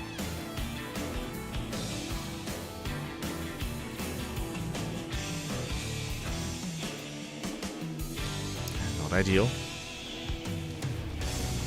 Mortals, they do threaten a dive, catching out a sentry. Sorry, catching out a Stalker. Stalker goes down, waiting for the Disruptor. Waiting for the Nova. Now, Art does have his own War Prism, so he has his own counter micro. He can lift up units and save them. He's going for his own Stargate. That is the win condition here, survive until Phoenixes. Phoenixes will shut this down.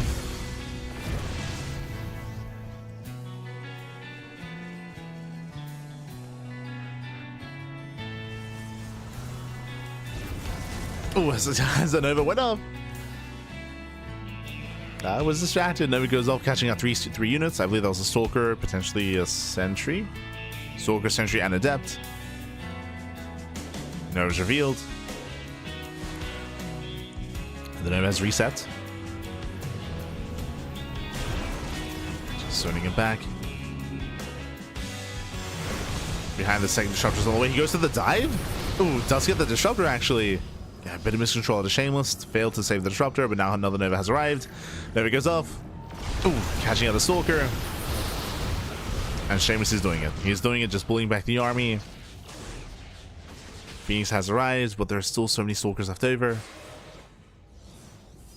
There is anti-air. Trying to catch up the army. Nova goes off. Disruptor gets targeted down. And now we commit. And now we commit to the fight here. Nice lift on two of those Immortals. Despite that, we do have the better concave over Shameless. And Shameless breaks through. He breaks through the main army. Has an overwhelming force of Immortals. He's got 5 Immortals left. And still a gateway army. And now he's moving in. And now he's moving in. Nice lift here on another one of the Immortals. Does try to lift.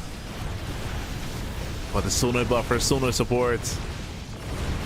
Ooh, Immortal goes down. And Shameless, who will claim the series. GG gets called. He will advance on into the next round. GG. Whew. GG, well played, congratulations. Shameless, he will claim the series. Very intense back and forth here.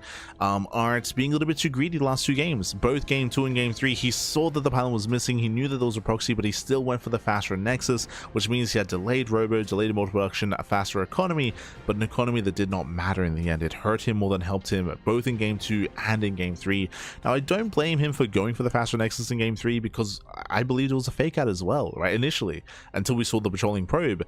It makes sense for a fake out. It makes sense for his opponent to try to mind game him, but in the end, he just went for the proxy again, and it did work.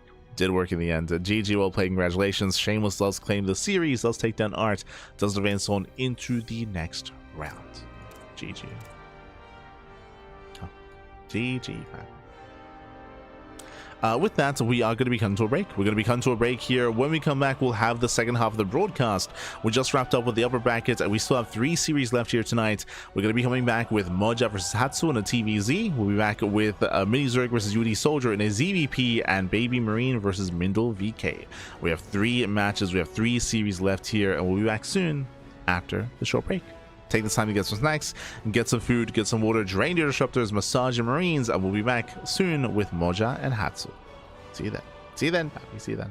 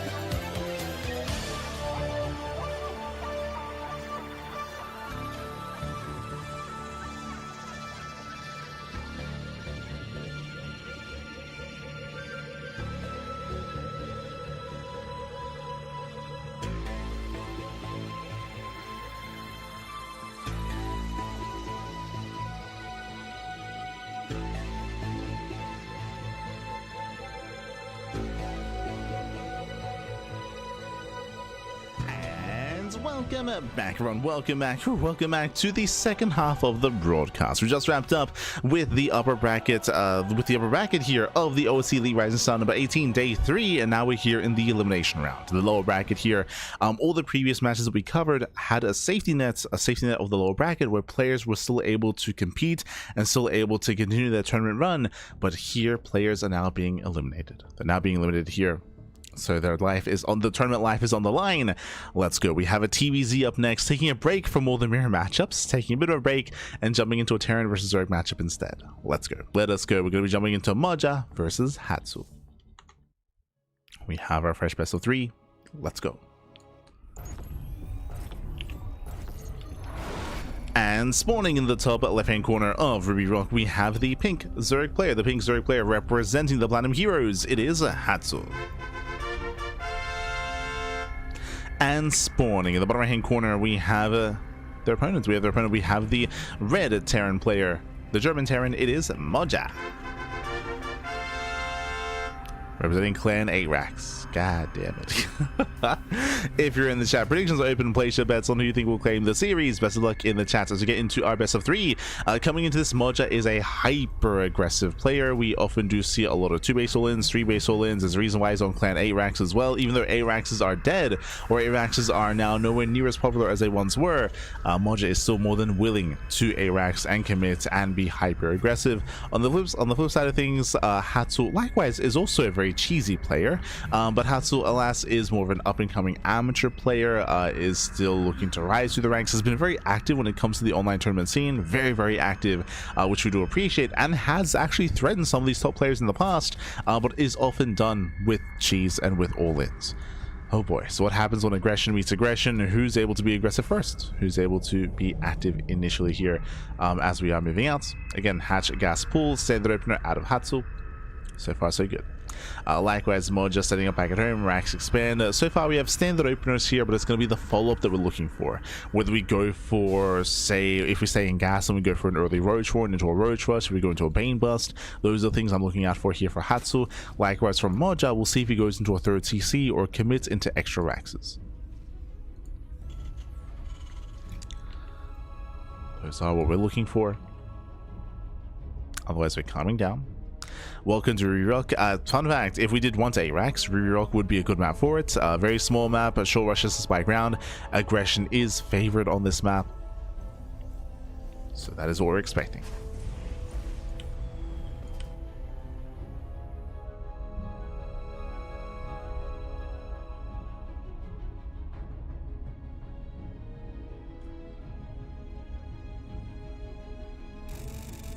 As Reaper does move out across the map. Moves out, pokes in, link speed is on the way, and Hatsu stays in gas. And this is what we spoke about. As we're looking for gases, we want to see if we go for any early attack, and the fact that we're staying in gas is a massive tell. Reaper does poke in, getting 1 Zergling so far. The queen is still a ways away. It does look like a delayed queen. Ooh, and this is getting out of hand. This is getting out of hand here. 2 Zerglings go down, no drones, no saturation. That is a bit of a tell. Droning was delayed. Queen pops out, and Hatsu will defend. But this is what I'm most curious by. The fact that we still have gas income.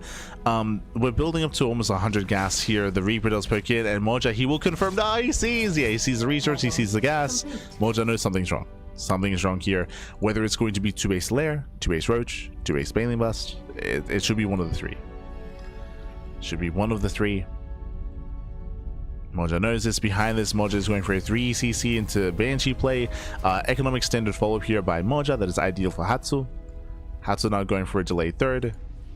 And there it is. We were curious. What was the gas for? Roach Rush. It is going to be a Roach Rush. Roach roll in. Now remember, Moja already has an idea as to what's going on. Moja, he already saw the gas, which was already peculiar. So Moja, he's already aware that something is amiss. Oh, takes down the tumor. Slows down reinforcements. And Moja should be opening up Banshee. Banshees are a way to hard counter and to shut down these roaches. The Banshees are coming. They are coming. Now, technically, this could be fast lair, right? This could be a fast lair. So Moja, he's not. I mean, this could be fast lair into 2-base Muta.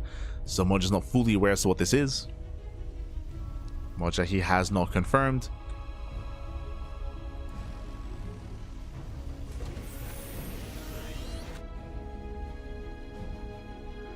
This is now moving out.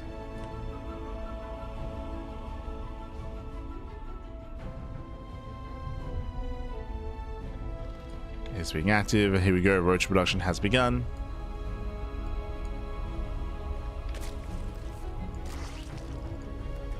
Building up said roaches.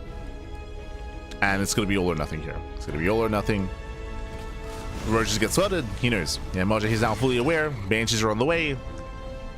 Cloak isn't as necessary here, but sure, he tells abandon the third. Yeah, pulls away, pulls back. Third base is going to be forfeits. Defending on 2 bases instead. The Hellions are not going to be ideal defensively here, at least not against the Roaches, but remember, it's going to be a Lings that reinforcing across the map. The first Banshee already engaging with the Roaches. Ooh, getting 1. Getting 2, denying the Ravagers as well. Ay, ay, ay. Yeah, Ravagers are denied. 1 Ravager does complete. At the same time, Ling Roach does get across the map. And these Hellions, they can hold their own against the Zerglings, but what about the Roaches? Yeah, what about the Roaches here? I mean, they're also being focused on by the Banshees. Hellions, they hold their own. Second Banshee coming in from behind. And we have a third Banshee on the way. And Marauder production. The Marauders are out. And Moja holds. Moja will completely shut this down. Again, unfortunately, Moja scattered early on. Right, did scatter early on. With that, takes out every single Roach, all the Lings as well. And here comes the counterattack. And Hatsu has nothing back at home. Barely an economy. Barely an army. Again, that was meant to kill, that was meant to end the game, but again, Moja, he was able to scout ahead of time, confirm ahead of time, even catch out the Ravagers in the center of the map as well. If that push had, what, 3 extra Ravagers, that's extra biles. I mean, that's more potential, that's more damage.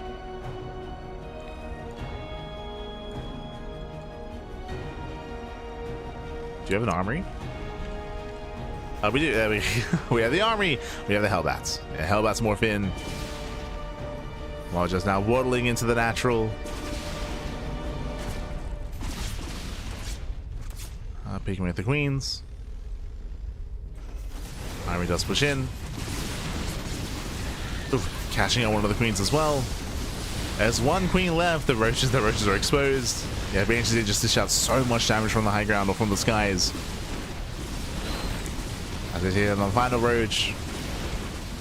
And the final Roaches fall. And with that, Hatsu has been broken. Has been broken.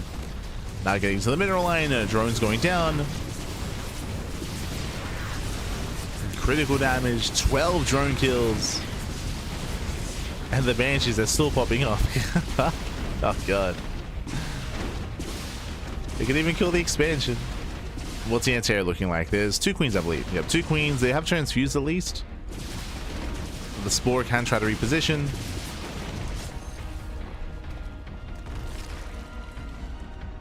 Down goes that natural. Behind this, Moja building up with a bio, stim, combat shields, bio tank building up. Moja a little bit wasteful here, rallying across the map. True. Does rally his bio across. Moja wants another expansion. Yeah, GG gets called, and Moja will take game number 1. GG. Whew. Again, we did expect aggression here out of Hatsu, and Moja was also able to scout, also able to confirm that something weird was going on, something more aggressive was going on, was able to respond with Hellion and Banshee, and of course able to scout the Roaches in the center of the map as well, or actually as they were pushing out, as they were moving out. So big scout there by Moja, shut it down, GG. GG well played. Now we don't expect the same build 2 games in a row, but we still expect some aggression here. We'll see what is up next. As spawning in the bottom hand corner of White Rabbits, we have the pink Zerg player for the Platinum Heroes. It is Hatsu. Down in the series, we'll see if Hatsu can bounce back. As spawning in the top right hand corner, we have their opponent. We have the German Terran player. We have the Red Terran. Oh, the Red Terran himself. Representing Clan Arax. It is Moja. Was not able to actually Arax last game. True. Was denied.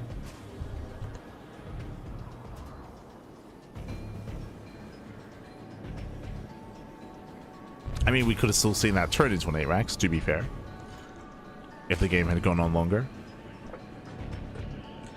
As once again, we're going to be opening up Once again, our eyes are going to be on Hatsu here to see if we have excess gas income and see if that leads us anywhere.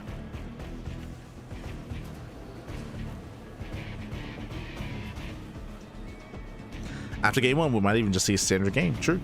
Might see a standard setup. Don't have to cheese.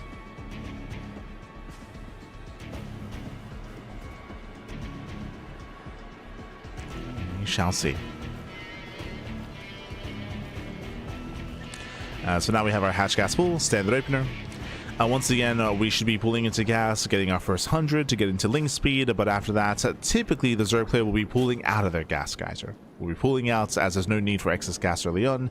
If we see gas still being mined after link speed, then that is indicative of aggression, or of tech, technically.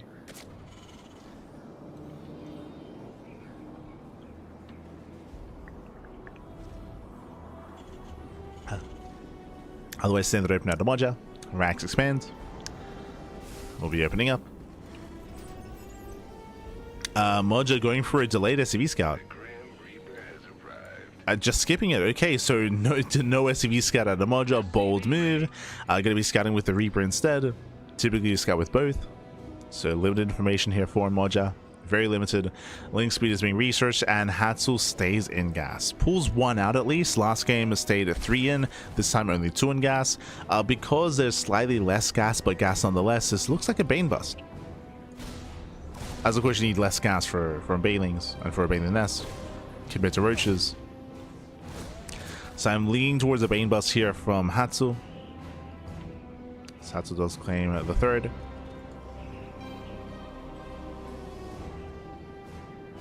Hatsu now has the resources. So far still joining. 3rd TC out of Moja. Opening up 3cc Banshee once again, most likely. Pulls back into gas. Show us what you got. Is it the Roach Warren? Is it the lair? Is it the nest?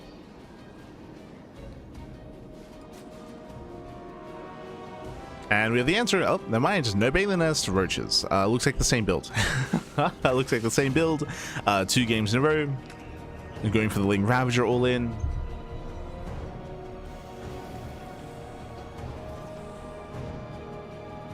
And we'll see if Moja can catch wind of what's going on. Oh, Moja actually, never mind, is going for a delayed start with an earlier stim, which means this time no Banshee. No Banshees here. It's going to be a 3cc 2-on-1.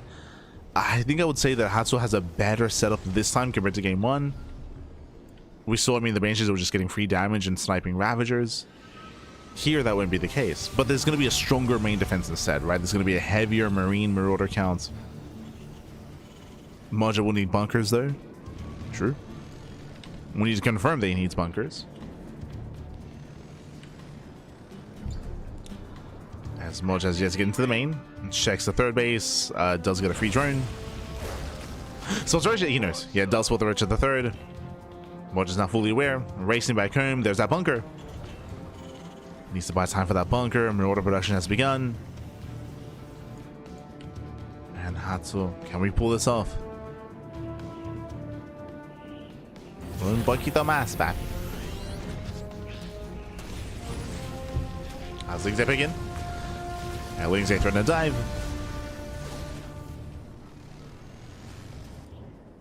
Behind this, Roaches are amassing.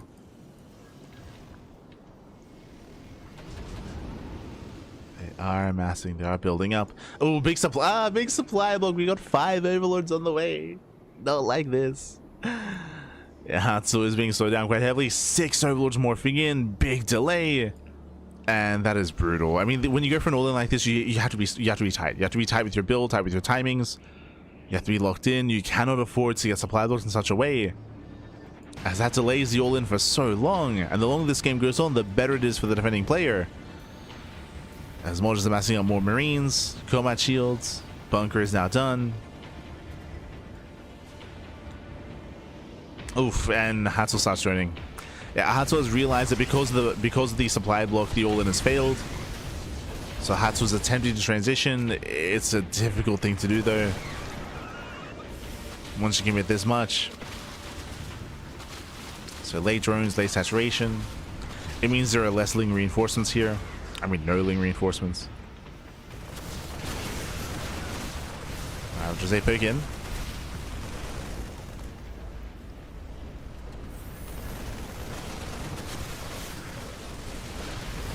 Poking forward. Stim is done. The army can rush forward, and every roach and every ravager is going to go down. And we have lings trickling in, but again, massive loss here for Hatsu, losing everything. Oh no. There's nothing left. There's nothing left. The one thing keeping Moja back home is lack of medevacs. Right? Lack of medevacs means that Moja cannot move out. It doesn't have the sustain for it. That will give Hatsu some time to rebuild. Oh no. I'm hoping there we recognize that we're rallying the overlords. Let's recognize. And technically we're getting into a longer game, but really Moja's just waiting for his medevacs. Once they pop out, he can start to be active. Hatsu back at home again is down in workers, down in economy, down in saturation. The reason for this is because of the failed all-in. Hatsu's building up the lair. Technically we could see like lair into infestation bit into some safety infestors, and we could try to stabilize and try to hold on.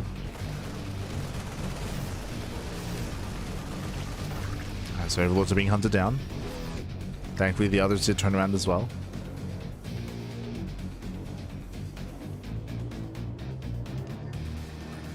Thankfully they turned back home.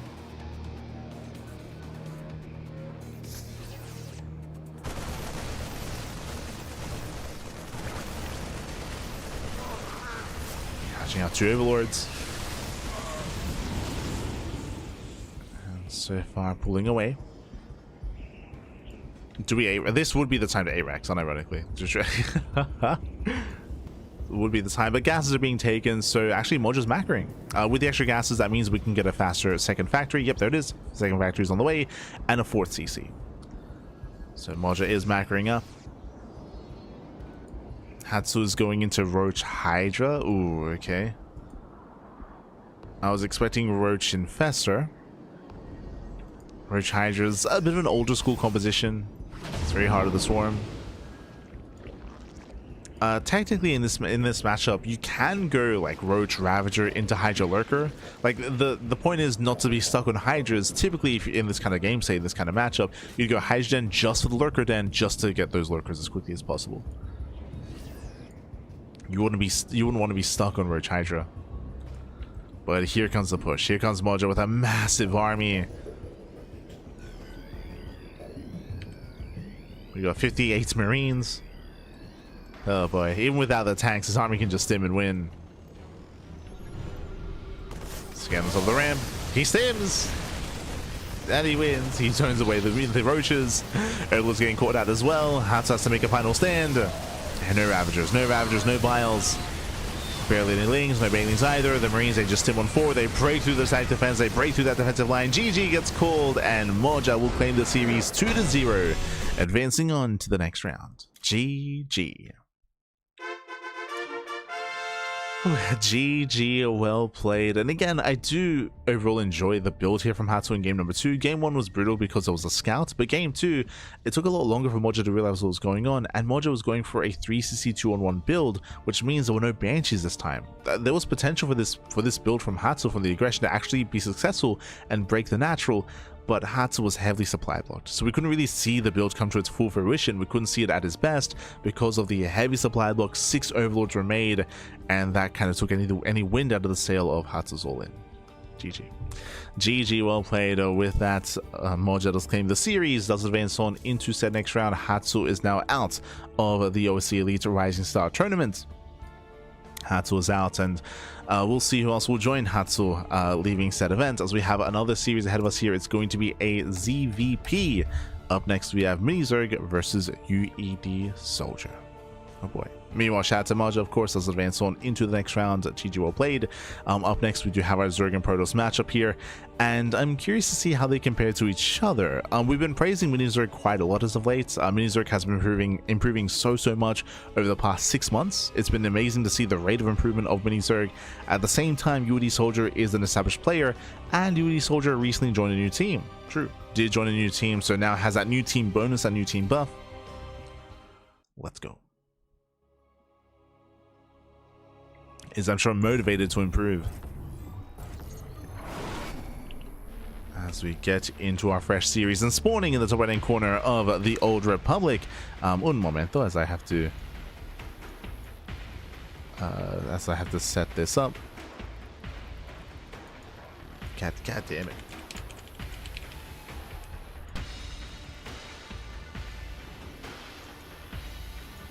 Filters. Green. Beautiful. Spawning in the right-hand corner, we have the green Protoss player representing Team Little Fairy. It is UED Soldier. And spawning in the bottom left-hand corner, we have the Ukrainian Zerg player, the red Zerg representing Hokago T-Team. It is Mini Zerg UA.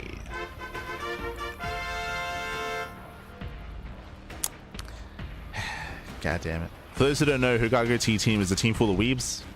And their team logo is panties. God damn it. SMH my head, man. SMH.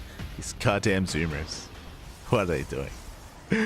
As we're settling in, again, we do have our initial openers. And Mini Zerg, he has been improving a lot. He's been improving a lot over time. Again, over the past 6 months, recently did hit GM and recently did kind of make us rise through the ranks here, getting up to, 4.1, 4.2, 5.1, 5.2, 5.3k. Oh, going for the hatchlock even. Okay. Cheeky moves out of Mini Zerg, delaying the expansion of UD Soldier. I would say that UD Soldier, he is more of a veteran in the region or in the scene, is also an up-and-coming player himself, but has been at this level for a lot longer, and is favored here in this matchup. It would be an upset if Mini Zerg brings UD Soldier down. We'll see if we can do it. We'll see if we can pull it off. We shall see.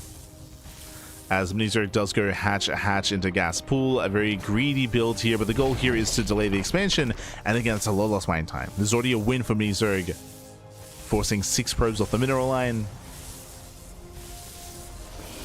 and delaying the natural quite heavily. Remember, UD Soldier, he chose not to go for the 2-gate response, so this is already just doing damage, already giving Mini Zerg a lead.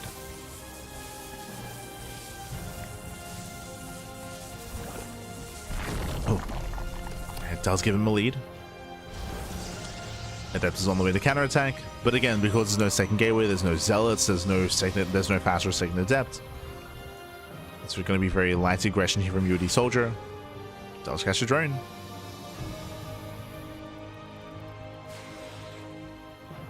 Never mind. Drone does barely get away. Oh, we had a pro block actually. My apologies, I wasn't quite looking here, but Mini Zerg, he's denied the third base. He's denied the third. Mini Zerg is contained.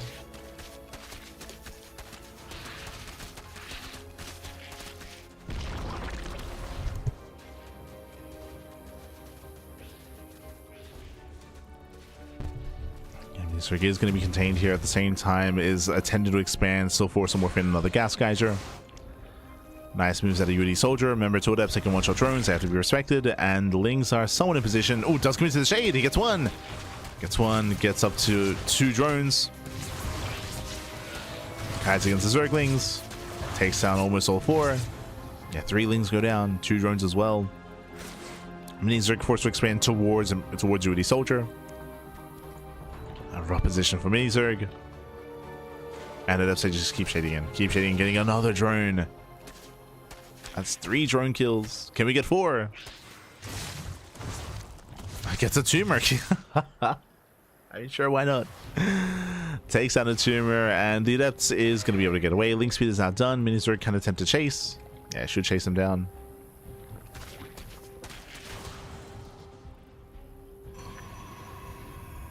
But overall, this has been a better follow-up here from UD Soldier. Oracle moves out, and that is a robo on 2 bases. Hold on. The hell? Going for a robo, going for a Twilight Council. This is a very unorthodox follow-up. This is not normal. Wings are trying to force their way in.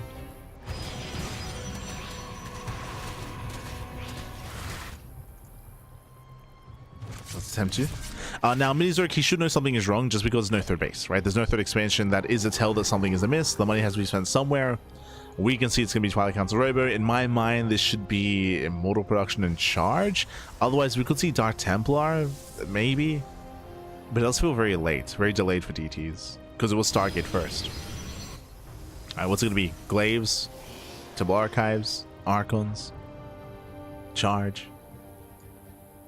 We have the answer, Temple Archives. Okay, going for a delayed Archon drop. Okay. So basically the way this works is that the prism moves out across the map. By the time it gets across the map, we can siege up and warp in High Templar to morph in Archons. Usually this Temple Archives is lined up with the Warp Prism getting across the map. That's the timing available here.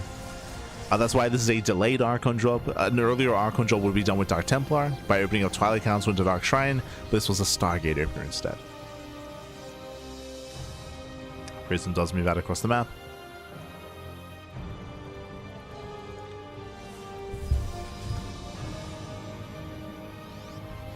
Here come the Archons.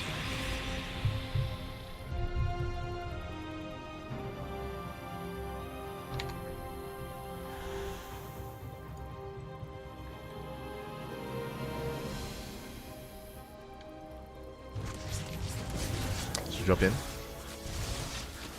Now would you drop in? The Queen does barely survive. Does pull away. At the same time, oh, they bust into the natural, getting up to 4 or 5 drone kills. Ay, 6. Oof. Yeah, 6 drones going down. The Archons, they move back in. They join up with the Adepts. We save the Adepts as well. UD Soldier, calm down. Losing 1, but going for the warp in. Yeah, he commits here to break down the expansion. Meanwhile, Minizorg, no, he even let the gas guys to complete as well. Not like this. Yeah, just a rough early game here. Rough early game for Minizorg, falling apart. Losing the expansion. Gonna be zoned away. Yeah, catching out more roaches. Just being bullied here by the Archons. Oh my god. We're able to save them. Prism does take a lot of hits, but we'll get away. From here, it does get zoned away. Back at home, we have Charge on the way, +1. Third base is getting fully operational. UD Soldier has the greater economy, so better economy, higher or even base counts, which is even better for the Protoss.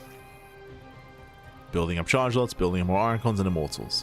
This move out is going to hit like a truck. It's going to be a very, very strong timing here for UD Soldier.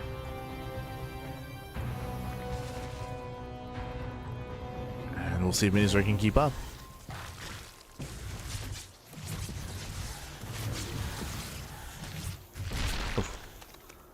Catching at a Queen. Minizorg is all in. Oh, does catch a Rally Immortal. Okay. Miss Rally out of UD Soldier. Throws away the Immortal. Minizorg, he knows he's dead. Like, he knows that he's forced all in. Like, he cannot macro out of this. It's not going to happen. Baits out the Stasis Traps. Catching out another Immortal. The battery is alive, though. Does keep it alive just barely. Prism is too late. Prism is too late. No more Immortals. And Minizorg, can he do this? Can he pull this off? Getting on top of the Archons. Gets 1, gets all 3 Archons. Oh my god.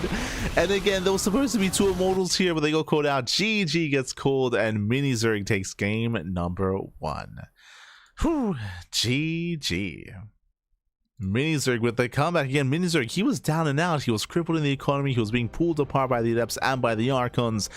But UD Soldier did miss rally. He missed rallied. Losing 1 Immortal like that is huge. He lost the Immortal. He didn't recognize it was an all-in. He had no excess shield batteries. He was late to get the Prism back home to save the 2nd Immortal as well. For the 2 Immortals to go down as quickly as they did, that was game. That was game then and there. GG. GG, well played. Whew, and with that, Minizorg, he does claim the first game, and we're getting into game number 2. Let's go. Let us go. How the turns did table, Pappy. Turns did table. UD Soldier, he panicked. He panicked. And here we go. Spawning in the top left-hand corner of Ruby Rock, we have the green Protoss player representing Team Little Fairy. Down in the series, and again, he was having a very strong early game, by the way. Like, things like he was popping off, killing drones, killing queens, killing roaches, killing the 4th base as well. He forced the all-in, but he couldn't handle it. It is UD Soldier. What am I looking at? Just I mean, he's on Team Little Fairy. Oh no. No, it's spawning in the bottom right.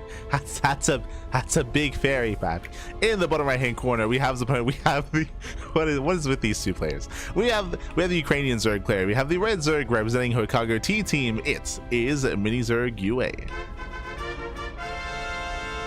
God damn it. The fairy hit the gym. He did. Oh no. God damn it. I can't look anywhere. We got naked fairy top left. We got the panties bottom right. Oh no. Not like this. So settling in.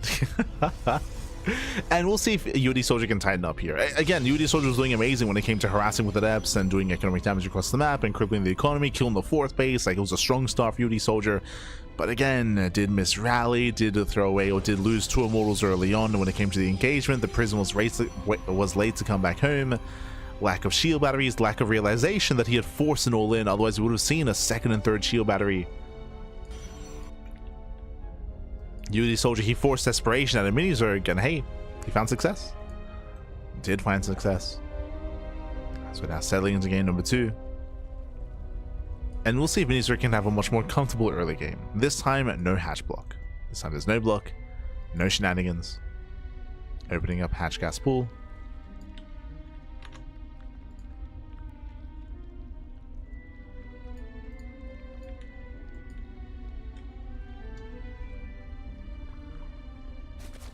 As we have our standard Stargate opener. A Stargate out of UAD.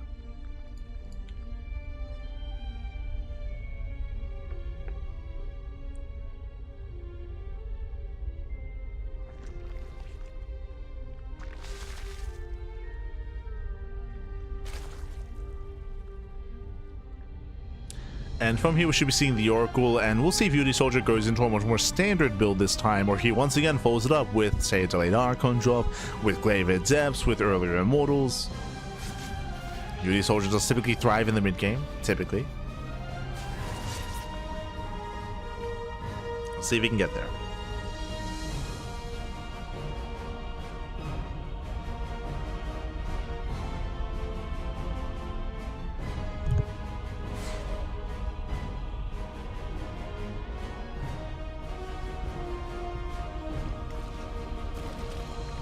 Shall see.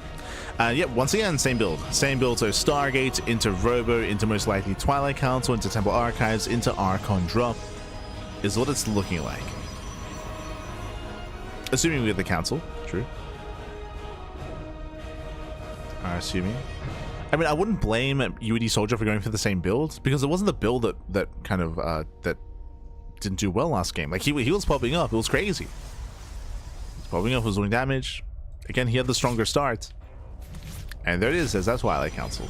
The Oracle does get across the map, gets 1, gets 2, but the Oracle is going to be thrown away here, taking so much hull damage. In the end, it gets 4 kills. So 4 drawing kills on the Oracle. Does manage to get away. Rover's outdone, and shows the War Prism, and shows the Temple Archives.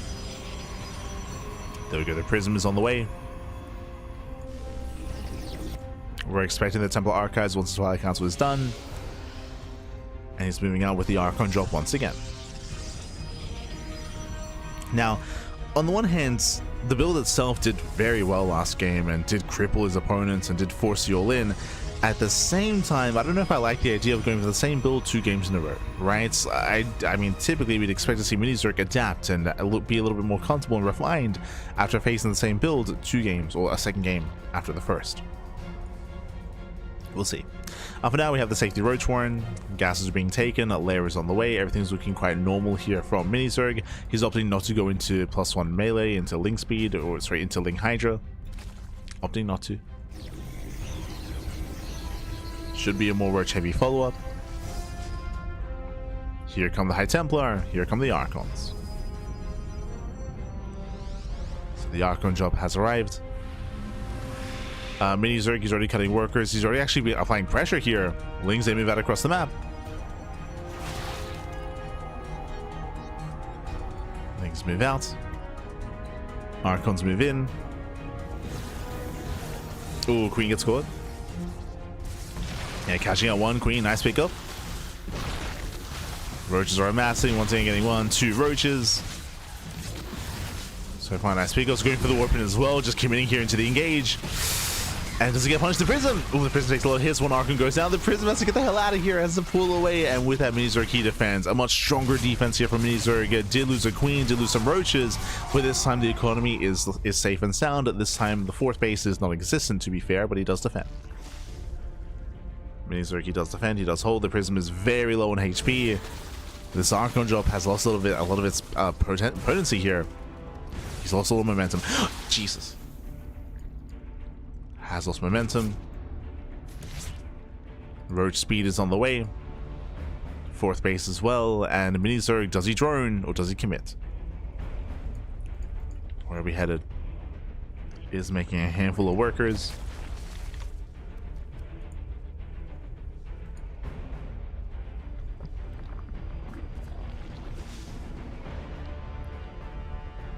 Handful of drones.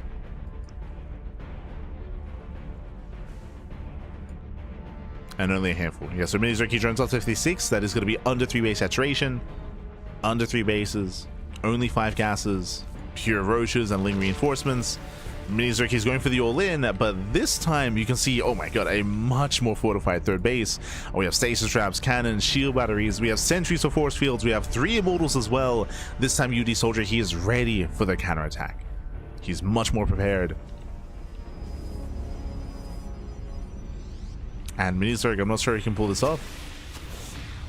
Does catch both stage traps, very nice. Catching up both.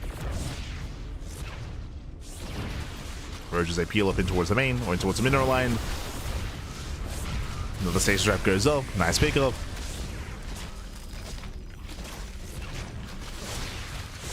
And there's only 1 battery behind this. Nice force fields. Ooh, catching out a good amount of roaches. Fun fact, Mini Zerg is still all in, still just rallying across the map.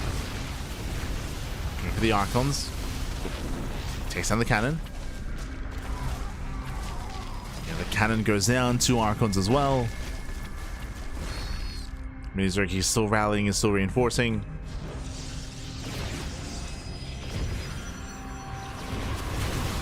Is still all in. Again, the 4th base just for larva. Just for larva.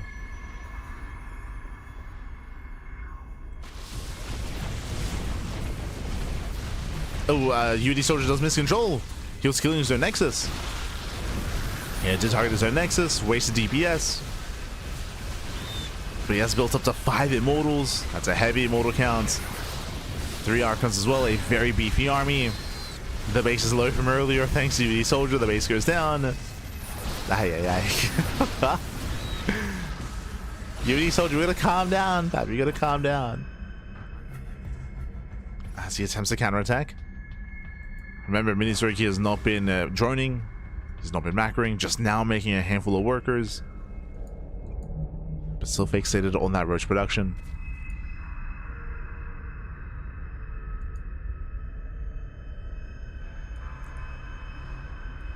And UD Soldier's in the rough position. Even supply blocked. Supply blocked after losing those pylons and the Nexus. It's a big supply block for UD Soldier. Mini Zerg's army is just getting larger and larger.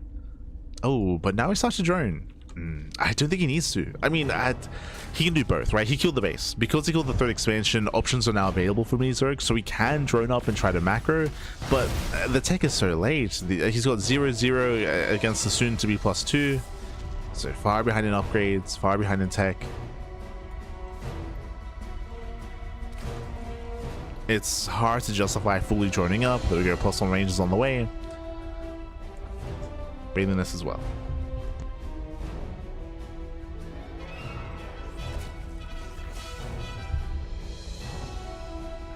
Does go for the nest.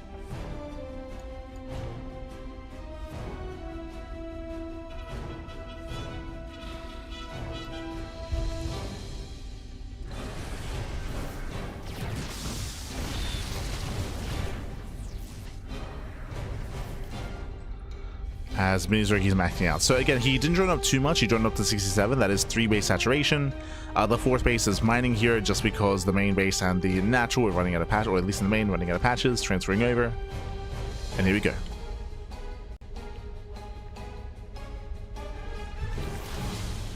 As Mini Zerg, he's soon to commit. UD Soldier, he's the one that pushes. Bold move. Yeah, bold move. He's got 9 immortals. UD Soldier, can he pull this off? Comes out of the force fields. That's a heavy immortal count. Yeah, you can just chew through those roaches. Mini Zerg, he has to take it slow. He has to take it slow. Poke away at the army, pull away, wait for reinforcements, make use of his economy. The Ravagers are getting caught out though. He's getting caught out. Biles, they graze the army. Mini Zerg has to get the hell out of here, and he can't. Yeah, he cannot get out. The massive mortal army has overwhelmed. UD Soldier, he breaks the expansion, takes down the third, chases down the roaches. And again, Mini Zerg, he was able to break the third base earlier, but GG gets called, and we are going to the ace match. GG. Whew. GG, well played. Again, Mini Zerg, he made the rough call of droning up. We were concerned at the time, but after breaking the third base, he backed off, he droned up, he slowed down. That allowed UD Soldier to recover, to build up and preserve that immortal count, and snowball out of control. I think what's important is that Mini Zerg, yes, he killed the third, but he never really traded with the army. He never really touched the forces of UD Soldier. And what that means is that he was able to preserve and build up that immortal count. And to build up into that critical mass of 9 immortals, that was insane. To have that many immortals, again he was able to build them up over time and snowball out of control. GG, well played. With that, UD Soldier does tie the series up, and we are going to the ace match. Let's go. Let us go. How do you deal with Mass Immortal as a Zerg anyway? If you're referring to that specific game, the reason why it looked as one-sided as it did is because, remember, Mini Zerg went for a failed all-in. As we were emphasizing, he broke the third base, but he chose to back off and drone, despite the fact that he had no real follow-up.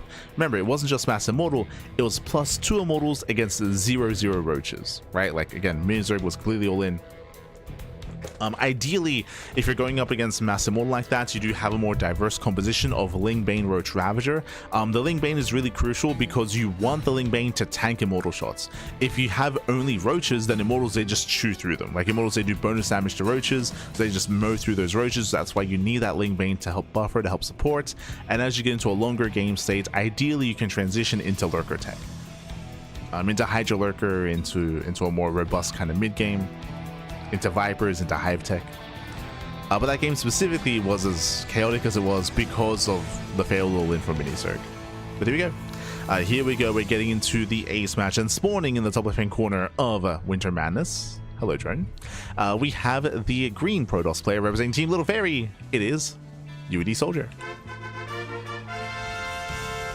And spawning in the bottom right hand corner, we have his opponent. We have the red Zerg player. We have the Ukrainian Zerg representing Hokago T team. It is Mini Zerg UA. I'm going for the hatch block. This time does go for the hatch block. The boys are being pulled to deal with this already. This is getting damage done. I'm a little bit more fond of the 2-gate response. That's typically what is done by the Koreans and by the top Protoss players, is going for a second gateway. You chrono out your first Zealot. You deal with the hatchery, you get a second Zealot, and then you have 2 Zealots and 2 Adepts to counterattack across the map. This response here, it means that UD Soldier is sustaining losses. It does mean that he has a bunch of workers not mining. So this proxy hatchery is paying for itself. It's paying for itself. Now, game 1 and game 2, UD Soldier, he has gone for the Archon drop follow-up, and we'll see if he does that again in game 3. That might just be his go-to. Like, that might just be his preferred style in PvZ.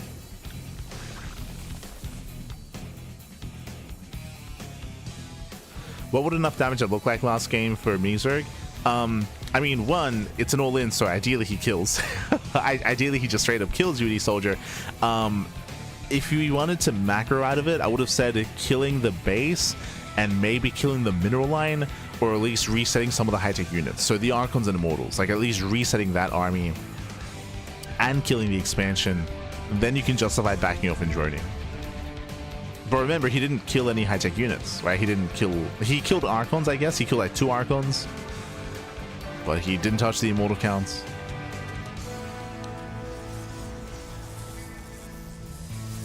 Didn't touch like the core part of the army. Here we go. Here we go.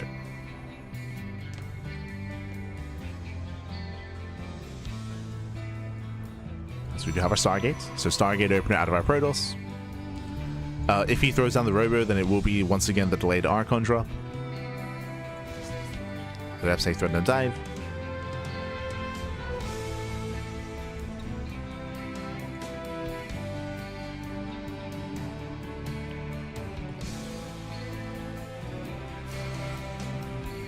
So the army trade will say another 10 to 15 probes. Yeah, because if he resets the economy, at least at the third base, then it does mean that Mini-Zerg can at least have like the economic advantage and maybe like max out faster and engage again. And go for like a second push faster as well. For a moment there, I thought it was killing the queen. For a moment there, I thought the queen was being killed. Aye. Calm down. Takes down the plates. Third base is being taken. And show us our follow-up.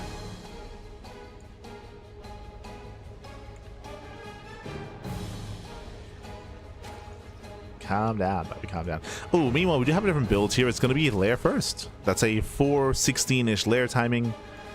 Earlier lair, hidden roach warren. This can lead into earlier roach speed. It's looking like an all-in. Yeah, it's looking at Mini-Zerg. He's going for another all-in. And I would actually really like this against something like an Archon drop. But do you see what I see? Okay. Yeah, going for the Robo, Twilight Council. This feels late, though. This feels much later this time compared to previously. But same build. Setting up. Going for the Prism across the map, going for the Archons, looking to harass, gain map control, then into a mortar production.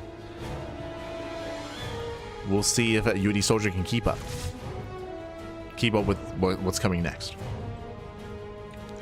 Oracles, they poke in. They don't see much. They see gas geysers. They do not spot the roach warren. Stasis going off. Nice connection. The lair is now done, and roach speed was a little bit delayed, but there we go. Roach speed is on the way. And Mini-Zerg should be hitting with a roach speed. That's going to be his timing. Ooh, as one Oracle gets shut down. Nice pickup. Despite that, that is going to be 6 drone kills. Okay, not the worst trade here for UD Soldier. The scariest thing is whether or not UD Soldier sees the move out. Whether he does see Mini-Zerg push. Oh, that is going to be not a Templar Archives, though. That's going to be a Twilight Council into Blink, into second Robo, into Bait, into double Colossus production.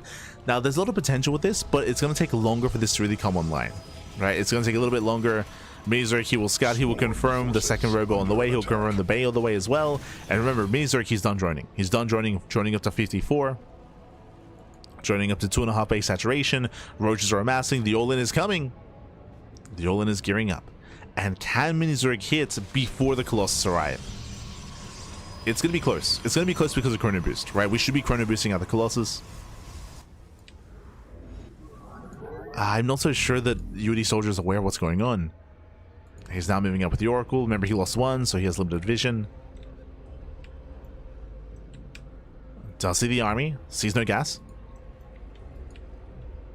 He's got 1 battery back at home. Gets eyes in the 4th base. That's just for Larva. Lens Revelation. Here comes the all-in. Yeah, here comes the all-in. And there's only 1 battery back at home. He didn't see the lack of other gas geyser, lack of saturation. Mini-Zerg, he's coming. Okay, it's all or nothing with Mini-Zerg. He needs to break the 3rd completely, not just kill the Nexus like last time. Moves in, gets a Stalker. Oh, nice save. Yeah, hoping a micro there by UD Soldier. 1 Soldier goes down. Colossus have arrived. He's at the Colossus, and we can juggle. Yeah, they can be juggled back. They can be saved. They can kite back here up the high ground. Boys are being pulled. And Colossus, they just rain down on the army here. No high ground vision. Every probe does go down at the 3rd, though. And the 3rd will fall. Mini-Zerg breaks the expansion. Behind this, going for the Spire. Do you like the follow-up? Going into Mutas. And GG. Yeah, GG gets called as Mini-Zerg. This time he breaks the expansion. And if you notice, he didn't just kill the base, he killed 21 probes. He crippled the economy, killed the expansion. GG. And Mini-Zerg, he'll claim the series. GG, that's GG, well played. This time he breaks the expansion, this time he breaks the economy. 21 probe kills. There was no follow-up. The Colossus, the Colossus did survive, and there was maybe potential for a push, but there wasn't the economy to sustain any reinforcements. And likewise, Minizerg even ready for the follow-up, taking gases and going for the mutas as well. GG. GG, well played, Minizerg. He will claim the series, he will advance on. Cheeky build here by UD Soldier. Winding it back, one of the reasons why UD Soldier had a difficult defense there was because he did not confirm what was going on. Based on what we saw, based on the fact there was only one shield battery, it tells us that he didn't know the Nolan was coming. He saw lack of gas at one of the gas guys at the third base, but he didn't see that the base wasn't fully saturated, he didn't see that another gas wasn't being taken, and he didn't see the fast roach warren behind the natural, if you remember, as Roach One was hidden. So there's a lot there that he just did not get eyes on, and that's why there was no cannons, shield batteries, stasis traps. The defensive setup was much weaker this time compared to game 2. GG. GG, well played. With that, congratulations, Minizerg. He will claim the series, and with that, Minizerg, he will advance on into the next round. Meanwhile, we have our next matchup. We have our next series here, the final series of the broadcast. It's going to be a TVP, Terran versus Protoss, between BabyMarine and Mindle VK. Let's go.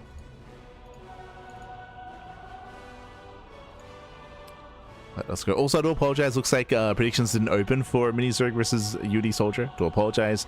We'll make sure predictions are open for our final series of the broadcast. Let's go. Jumping in. Here we go. Spawning in the bottom right hand corner of Ruby Rock, we have the red Protoss player, himself. We have, representing Sidestorm Gaming, it is Mindle VK. And spawning in the top left hand corner, we have his opponents. We have the blue Terran player, we have the Italian Terran representing Streamer Zone, it is BabyMarine. Let's go. Let us go. As we're getting into our final series of the broadcast, we have our TVP, and if you're in the chat, you know what time it is Gamba time. Predictions are open. Place your bets on who you think will claim the series. Best of luck in the chat. As we have our Terran versus Protoss again, BabyMarine, he was knocked down by Shino from the upper bracket. It was crazy, but Shino, he was able to bring him down. Likewise, Mindle VK, he is also a threat, a force to be reckoned with as well. I do want to say this is going to be a closer back and forth. BabyMarine, he is one of the favorite players, if not the highest ranked Terran player in the entire bracket. Remember, Nick Racked and Percival did graduate from the Rising Star event, so they're no longer around. Instead, we have players like BabyMarine, like Honmono, like Moja. I would rate BabyMarine above them. Mindle VK can be a big threat, bearing in mind that Mindle VK, he did step away from pro gaming for a little bit in a sense. He did focus a lot more on streaming and casting and hosting tournaments and playing StarCraft Evolution and becoming more of a content creator. He did kind of step into that role in recent years. Despite that, starting like end of last year, we saw Mindle VK get some big wins. Like, I was a little bit shocked, I was a little bit surprised, just because, again, he did kind of step away from like purely practice play and more of that like content creator role. But he was getting some really strong results last year, at the end of last year, and kind of showed us all that he's still like a very strong player in his own right. Still a strong player. Let's go. Let us go. For now, we're building up.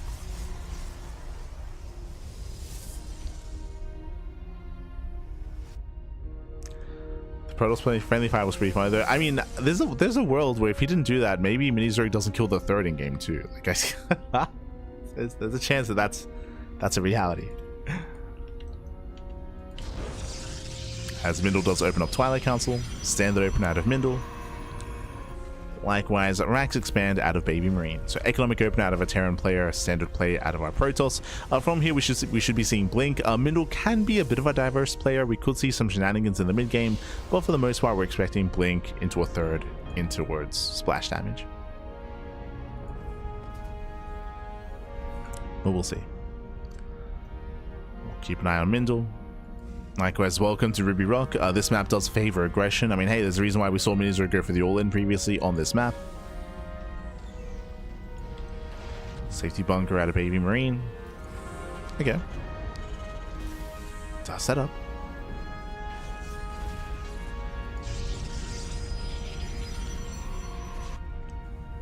Setting up back at home. How many gateways are we going to be throwing down? So far, 2 gate blink. We can go into 2 gate blink into a faster third base.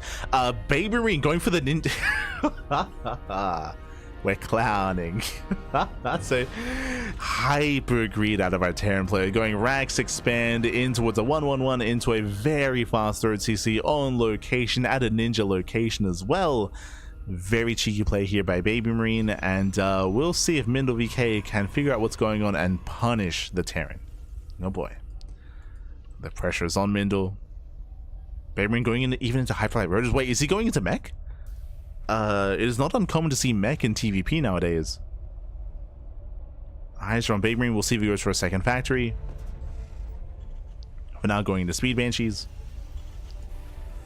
The reason why we've seen a rise in popularity of Speed Banshees is just because it's very common to see an early robo. As you can see here, early robo, early detection. Instead of having more mobile Banshees and more potential harassing, it can, you know, allow for more damage, of course. Has more potential if you have that micro and that control with those Speed Banshees. So tanks are amassing, Banshees are amassing as well.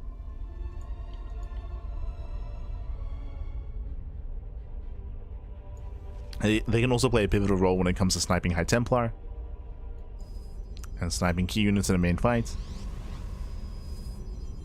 Meanwhile, it was 2 gate blink. Yeah, 2 gate blink into a third. We have an economic build out of Mindle VK, but we have a greedier build out of BabyMarine.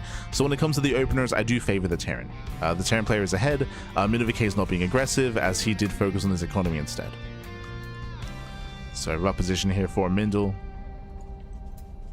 He's focusing on catching up and trying to catch any kind of like Banshee harass or Widowmine drops or Cyclone drop or Raven harass.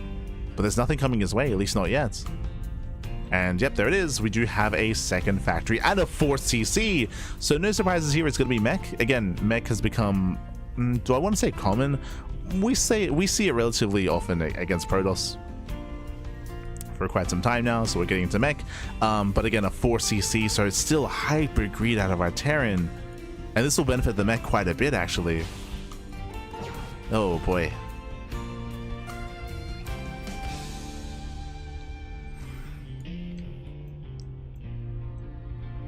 Now, to be fair, we saw a lot of mech last year, but a big reason for that was because of the previous Cyclone, the quote-unquote bugged Cyclone, which allowed for a battle mech to be very much so viable against Protoss. Ever since the patch, which did rectify that, mech did die down a little bit, but has seen a resurgence, again, over the past 3 months. Where we see players like Cure, Maru, Clem mix it in. Big Gabe as well.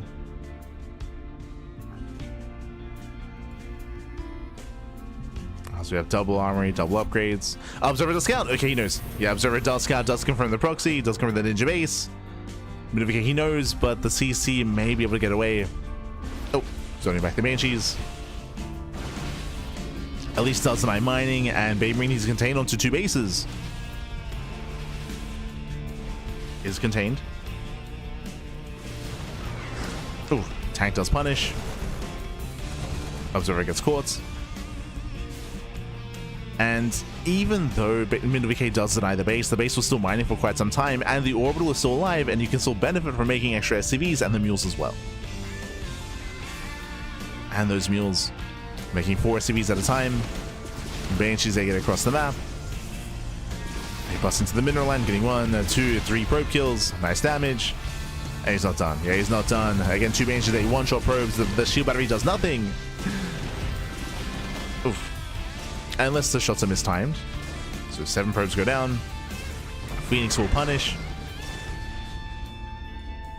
Oh, miss rally. Yeah, miss rally with the tank. Throws the tank away. Baby, we gotta calm down.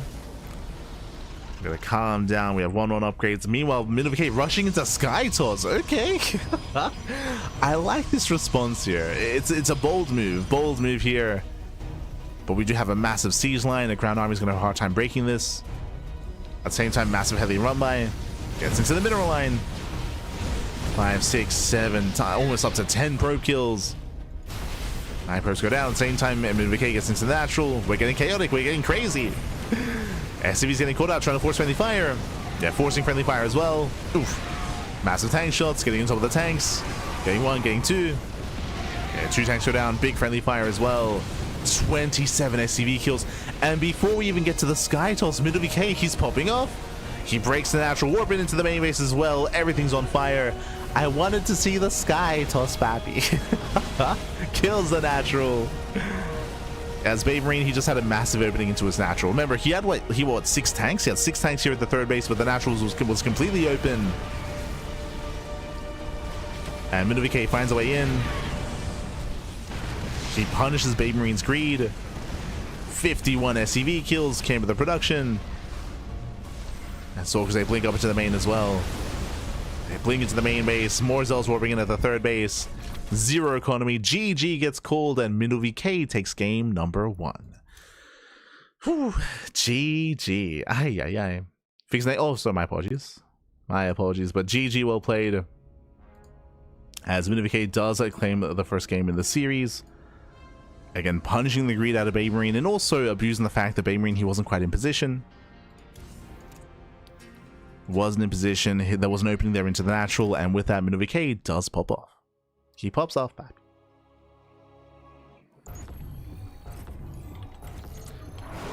As spawning in the bottom right hand corner of 10,000 feet, we have the Italian Terran player. We have the Red Terran down in the series. We'll see if he bounce back. We'll see if he can make a series out of this. Representing Streamer Zone, it is BabyMarine.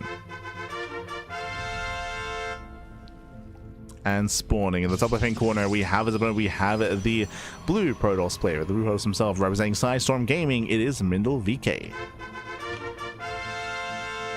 Let's go. Let us go. But again, do apologize for not fixing up the nameplate. Do apologize. Didn't quite notice. But it should be fixed here for the rest of the series. Should be fixed. As we're getting into game number 2. And this time we should be seeing BabyMarine calm down, right? We should see him calm down, not go for a ninja expansion. On a map like this, we could see mech though. Mech can be quite powerful on a map like 10,000 feet, where you can secure yourself quite easily here on 4 bases. We have seen players like Kira, like Jumy secure them, like Ryung as well, secure their 4 bases, build up a heavy tank count, and then just walk across the map with like 160, 180 supply. Can be terrifying. We'll see if BabyMarine is one to embrace that.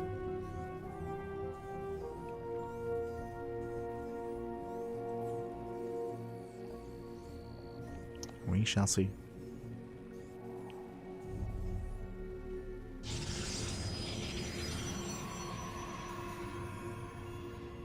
I was engrossed in the game, baby. Yeah.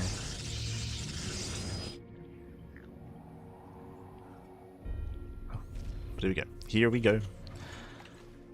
As we have our economic opener, Rax Expand out of BabyMarine.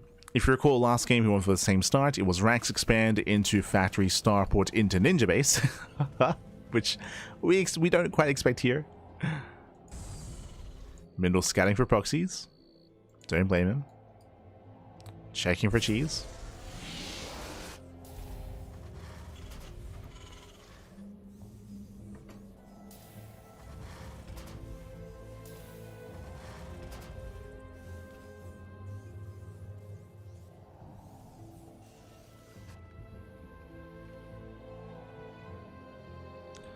Yeah, he's actually been quite vigilant here, checking even the left-hand side, checking the third base location. Meanwhile, this time it's going to be not reactor, it's going to be Tech Lab first. Ooh, Tech Lab first into a second Rax. Hyper aggression out of BabyMarine. Okay. So basically what's happening here is we do have a Robo Opener. There's a lot going on. Okay, first things first. When it comes to our Terran player here, going for the earlier second Rax is indicative of hyper aggression. It does mean that we're going to be seeing earlier stim than normal. So earlier stim is not going to be mech, it's going to be bio, heavy stim timing. We could even go for a third Rax. If we go for a third Rax before a starport, that will more or less confirm a 2-base all-in. We could go for a 2-on-1, like rally Vikings across the map and tanks across the map. That's also a viable option. We'll keep an eye on BabyMarine as we're expecting another Rax. Going for the earlier eBay for +1, so +1 should be lined up with stim and combat shields. Meanwhile, for MiddleVK, going for a Robo Opener is typically indicative of early Colossus. So Robo into a Bay into early Colossus build. This is a very old school build. This used to be very popular back during Site Delta. This would have been back like in 2022, 2021. Yeah, there it is. There's that third Rax. Safety Immortal out of MiddleVK. He hasn't seen much. And this immortal isn't really going to help too early on here. And we'll see if he goes for the bait. We'll see if he tries to rush into the early Colossus. Eyes are on Mindle. Cyclone pulls away. There's that stim and +1, as we mentioned. It's all lined up. It's going to hit very hard. As the Cyclone does go away. Oh my god. It barely pulls back. Cyclone gets saved, just barely. Zones back the Stalkers. Mindle hasn't seen much yet. There's the Bay, there's a Colossus. Now, if you're looking at this build, you might be thinking, hold up, Fast Colossus should be okay against stim timing, correct? Depends. Fast Colossus can be really strong against 3 Raxes, but this is not a 3 Rax. This is a, again, it began with the initial Rax in the factory into 3-1-1. So this does hit a little bit later, but it hits with tanks. Ooh, even canceling the starport, but this will hit with tanks, whereas a typical 3 Rax only hits with mass like 16 Marines and stim. This is going to be a bit of a more complex push. It's going to be more complex. Tanks are massing. I believe this typically hits with 3 tanks. So 3 tanks, stim, combat shields. And if BabyMarine, if he can get within range of this setup here with his tanks, he can break the natural. So second tank is finishing, waiting for a third. BabyMarine, he can pull the boys with this as well. He can pull the boys. Observer attempts to scouts, does see the production setup. Goes further in, sees an eBay, he knows. Yeah, now Mindle he knows, he's aware. Getting a third is okay, but we need that defensive setup here. Snipes the Cyclone. The problem is there's not really much to work with. I was going to say that ideally the Protoss player is going to be delaying this push and engaging ahead of time, but there's no Blink. Remember, there's no Twilight Council. So without Blink Stalkers, you can't really kite back the army. There's no War Prism either. That'd be the other option, to get a Prism to be able to harass across the map. But the problem is we can't make a Prism because we have to make Colossus. Gotta make the Colossus. So we'll see if Mindle VK can pull this off. At least he's scouted, right? At least he knows. Here comes the push. Here comes the all-in. There's 3 tanks with stim and +1. The combat shields is almost halfway done. Now you can see here the BabyMarine, he doesn't pull the boys. He doesn't pull the boys, he will expand behind this, so he does have a follow-up plan. He's expanding. Tank boys on the Colossus. Massive shots. Yeah, massive shots going off. Colossus goes down. Yeah, takes down the Colossus. Stims in. Can he get the Immortal as well? He can. Yeah, he can get the Immortal. Massive pickups at Mindle VK. He will lose everything. The Colossus, the Immortals, the Stalkers as well. Ay, ay, ay. Massive losses for Mindle. And imagine that. But if BabyMarine had pulled the boys, like I feel like he would have won. He would have won then and there. Regardless, he still takes a good fight. He reset the Colossus counts, but he's forced back home. He has no longevity. He has no medevacs, I should say. No supports. Pulls back to the ramp, and the game will continue. From here, the game does continue. Mindle gets away with his third base, and the game is slowing down. Calming down. As we get into this, I will say that I still prefer BabyMarine's position. The issue here for Mindle is that, again, when it comes to his build, when it comes to his tech, it was all reliant on building up his Colossus, and the Colossus count was reset, so he's stuck at home. He's stuck at home, and he can't really harass. Without Blink Stalkers, without Phoenixes, he can't really push in or apply any pressure. BabyMarine is free to take a third. Free to claim his third base, build up into a fourth, turtle up as well.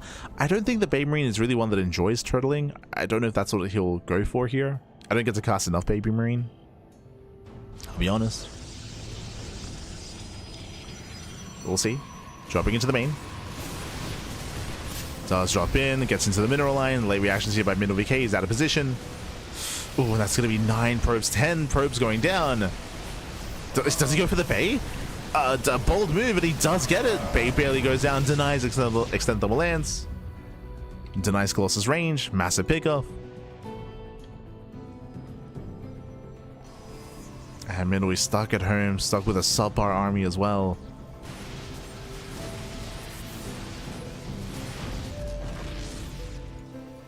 BabyMarine, he takes the supply lead. He's up in economy as well. Better economy, better resources, better income. Larger army. Drop back into the main, catching out more probes.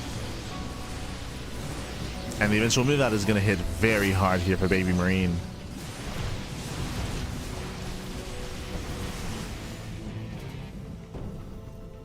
Let's keep building up his Vikings. 4th CC is on the way.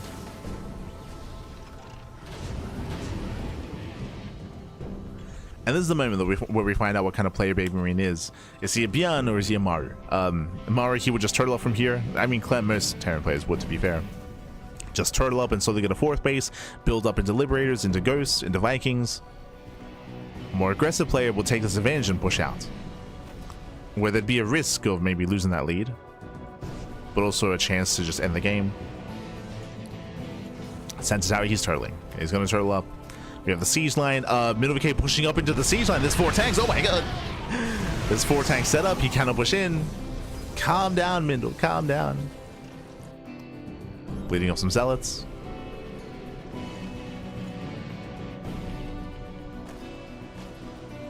As he rotates over. Remember, he has no extend double land, so he cannot actually hit the mineral line. Otherwise, he could just be getting free damage here. Speaking of mineral line, BabyMarine does get in. Probes going down. Critical damage. 6, 7 probes going down, forcing a recall as well. Sniping a pylon. Just trades. Prism gets thrown away by the Vikings. And BabyMarine, he's looking very informed here. Looking dominant. He's going to be the first to max out. There's still no extent double lands. That's crazy. Still trying to chrono.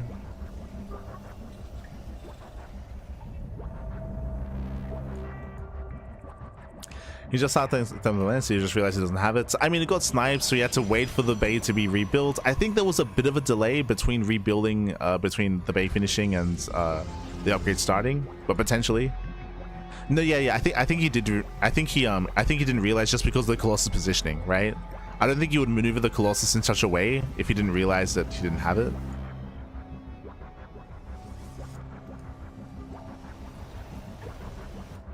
So yeah, it's possible he thought it finished. I mean, it was seconds away from finishing earlier. So yeah, brutal.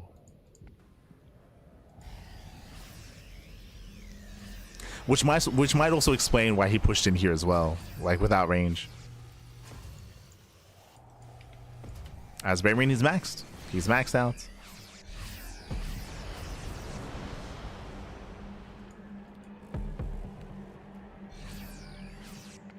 How's it gotten so often? I mean, for some context, remember the bay got sniped, right? Like it was denied initially. So for context, there's a reason why it would have been forgotten. But here we go, BabyMarine, he's maxed out. He does push across the map, takes down the 4th base. We have 4 Colossus. But again, Vikings, they can't turn away. We have a massive siege line as well. The tanks, they focus on the Colossus. They get 1, they get 2, they get 3, they get all 4. All 4 Colossus go down. Massive pickups, and BabyMarine, he just snowballs out of control. He breaks through the main army. GG gets called, and BabyMarine ties up the series. We are going to the ace match. GG. Whew. GG, well played again. BabyMarine have a very strong start here to the game.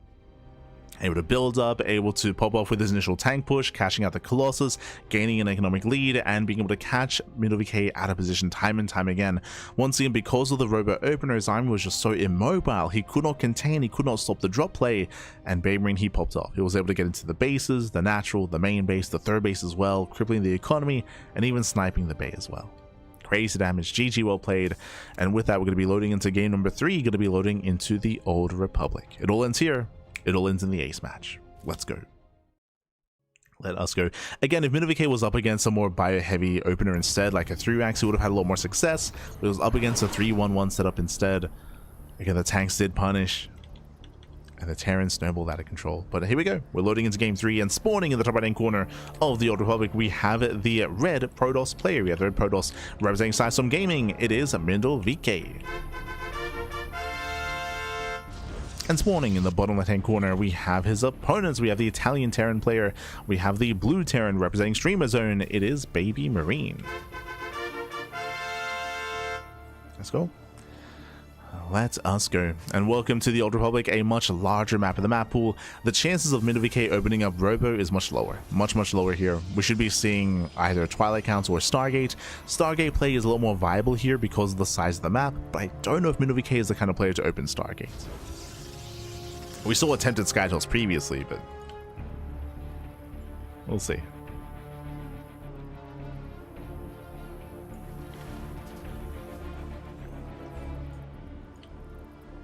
And we shall see.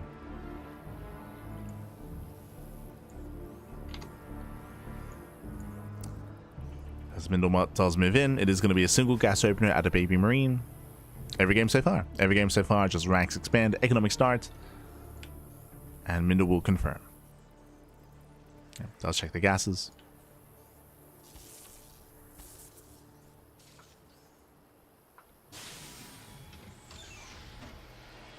We are building up. BabyMarine, he's going Marine first, so he's skipping his Reaper. Skipping his Reaper and skipping the SCV Scout as well. So BabyMarine is going to be playing blind. He's not really too concerned with what his opponent's up to. The Marine should be scouting the nearby proxy locations. Should be scouting the third bases. But outside of that, no vision. This is that factory follow-up. Meanwhile, we're about to get our tech here from MindoVK. Oh, okay, going tech lab first once again. No reactor. Yeah, with the factory follow, this should just be an add-on swap into Cyclone. Technically, it could lead into a Marauder, but we'd often see another Rex behind this for that. And what's it going to be? Twilight Council. So most likely Blink. Because of the size of the map, again, we're expecting a greedier build like 2-gate Blink. 2-gate Blink into a third base is the standard. Oh, do you see what I see? That is the second Rex already here. This is looking very similar to last game. Remember, we spoke about this. Fast second Rex typically means a fast third Rex into early stim, into +1, a stim, combat shields, a heavy bio push early on. We didn't see the 2-base all-in variation last game because BabyMarine did expand, but we saw that he did deal devastating damage nonetheless, and we'll see if we can do it again. Yep, there it is. Fast eBay, fast +1, same build. Same build, we're expecting a third Rex. A third Rex and a delayed starport. Now, I don't really like this build on this map. Again, the rush distance background is longer on the Old Republic, so the Protoss player has more time to respond. They have more time to respond. On top of that, there's a higher chance that we have a Blink opener, and this is one of the criticisms that we had last game, and one of the difficulties that MindoVK had. Because he didn't have Blink, he couldn't slow down the push. He couldn't slow down the Terran. He couldn't contain the Terran either. With Blink Stalkers, map control is more accessible here for MindoVK. Yep, there's that third Rex. We're getting into tank production. Once again, this should be a 3-tank push. Building up to 3 tanks with stim, with combat shields, sorry, with +1. Technically, BabyMarine, he can pull the boys with this. We mentioned that last game as well. And MindoVK does go 2-gate Blink into a third. Greedy build here by Mindle.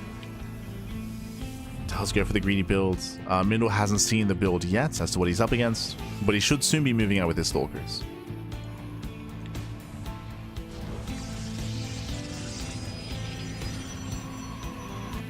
As he soon needs to move out, he needs to start picking away at the Marines and get eyes on any kind of push. At the moment, he's in his bases just because he hasn't scouted, doesn't know what he's up against. For all he knows, it could be Banshees coming in, there could be a Widowmine drop, could be a Cyclone drop, could be Raven Harass. Cyclone gets spotted. Middle moves out. Looking for it.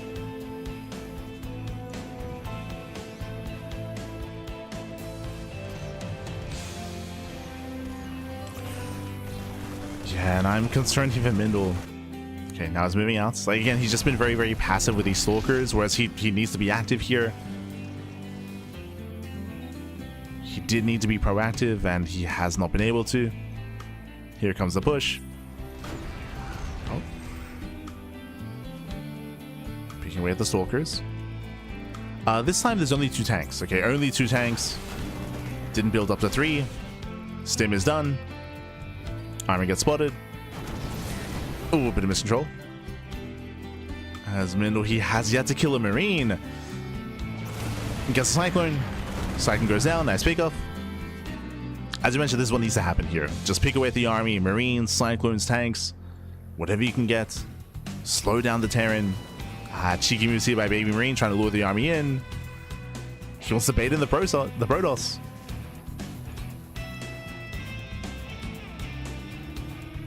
He wants the bait. And BabyMarine now expands. Later third CC. Later third base does expand.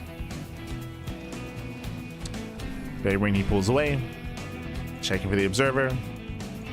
And the game continues. Whew, the game does continue here, and again, a much stronger defense here by Mindle. I was concerned he was being too passive, but thankfully he moved out when he did. He was able to engage, shut down the bush, and now we can get into the mid game. Bay's on the way for Colossus, Charge on the way as well. Mindle should be taking a fourth base momentarily.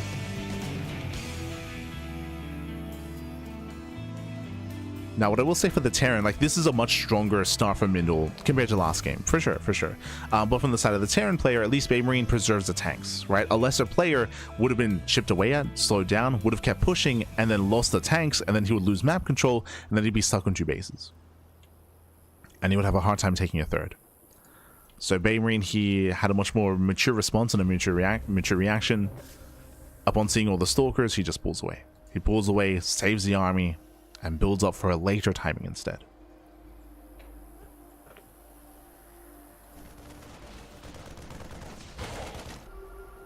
Scan reveals a third, reveals Charge, and Robo production.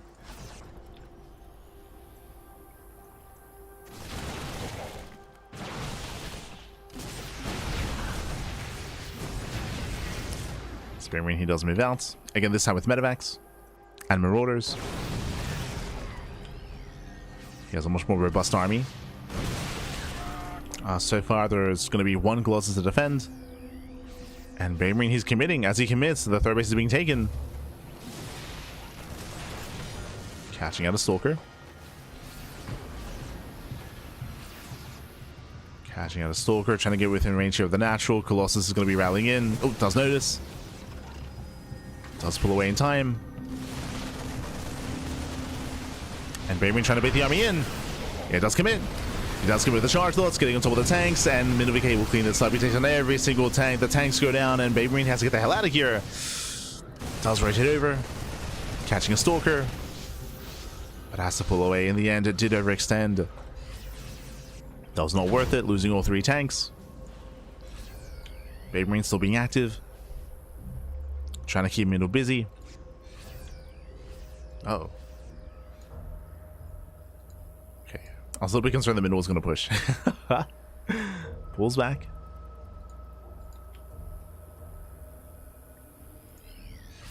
As we're splitting up our drops. Oh, this is a late 4th expansion for Mindle VK. True. Very late. So BabyMarine drops in. Trades well against the Stalkers. Gets into the mineral line. Forces a big reaction. The entire army does respond, and the 4th base is going to be denied. Massive pickup. That's a kill, not a cancel. Ay, ay, ay. And Mindle VK is falling behind economically. He's falling behind. Ideally, the Protoss wants to be up in expansion, but we're currently even on bases. So the Terran has a better economy. They have the mules. They have the more efficient army. And Mindle is struggling. Now working towards Storm. Temple Archives is done. Storm is going to be soon on the way.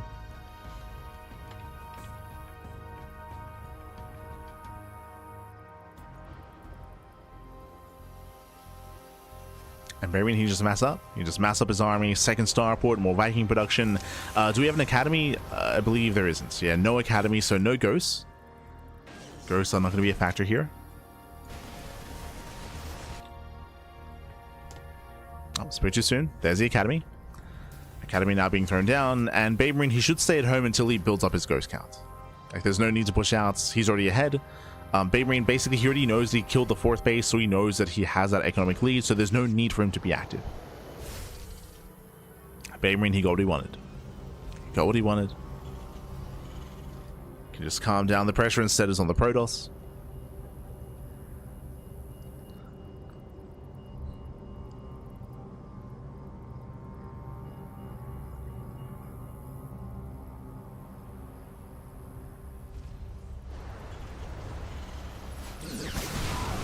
There are no tanks defensively here, so there is a bit of an opening. But nice Sim City. Middle rotates down, denies a third. Nice pickup. At the same time, Prism into the main. Ooh, gets shut down. Okay, shuts down the War Prism.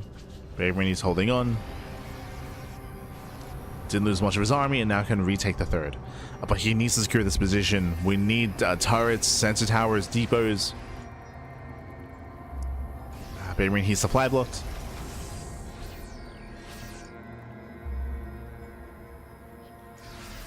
Again, BabyMarine losing those 3 tanks earlier tells me that this defensive position is weaker. And middle backs off. Backs off, maxes out.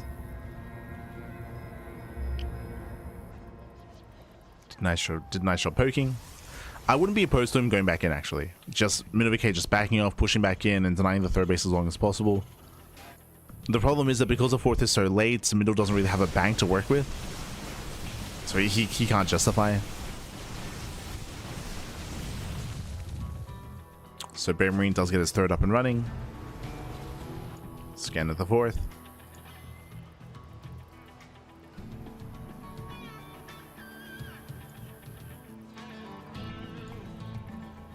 Oh. So armies do clash. Catching up some zealots. How many Vikings? 11. That's a lot of Vikings. EMPs, they lead the charge. Covers the main army. Massive EMPs. No more ghosts. Sorry, no more storm. No more storm. All the high Templar get caught. Colossus as well. And a massive win here for BabyMarine, catching out all 3 Colossus and the High Templar as well. Yeah, just some crazy EMPs. MinoVK, he was clumped up. There's some reinforcing High Templar. There's the NG overcharge. But that was the one storm. That was the only storm. The 5th base is forfeit. Ay, ay, ay. And the 5th base goes down. Behind this, BabyMarine, he's expanding, claiming a 4th expansion. Massive move here for BabyMarine. Getting a 4th base. And now he's going for the kill, going for the robo. Straight into the natural, depowers the robo. Pushing further into the mineral line. And even killing the natural base as well. And Mineral just cannot engage. He cannot move in. Not like this. Mineral is going for the base trade. Is the only chance, the only option. But he's so late. BabyMarine, he's already in the main. He's already in the main base. It's such a late base trade. Ay, ay, ay. It is the only chance. Again, MinoVK, he cannot fight the main army. He cannot engage with the Bioterran. He cannot do it. Takes down the 4th at least. BabyMarine is pushing further in. Cleans up the main. Back at home, we have some defenses. BabyMarine evacuates. Gives up on the 3rd.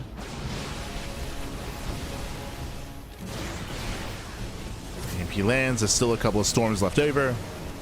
Storms are coming in. Ooh. Storm does crazy army. Does crazy army. The main base has been cleaned up. GG gets called. The base trade will not work. And BabyMarine, he will claim the series 2-1, taking down MinoVK. GG. Whew. GG, well played. Again, a brutal moment there for Mindle to lose that 4th expansion. We did bring it up. The 4th place was already late to begin with. It was already late to begin with, and for it to be killed was insane. That meant that even though MinoVK could push out across the map and deny the 3rd base, as we try to emphasize, he couldn't rebuild, he couldn't reinforce, he couldn't apply any more pressure because he had no back, because his 4th was so heavily delayed this game, so his economy was lackluster, worse than it otherwise should be. So with that, BabyMarine, he was able to defend, able to build himself back up, able to max out and engage in the center of the map, and that was a brutal engagement. The EMPs covered every single High Templar, so we had no storms. No storms there for the Protoss army, and likewise, EMPs even covered the Colossus as well. It was just a very, very clumped army. MinoVK, he missed the rotation, missed the move out. GG. GG, well played. And with that, BabyMarine, he does claim the series that does advance on. His tournament life is still there, still up and running. Let's go. Let's go.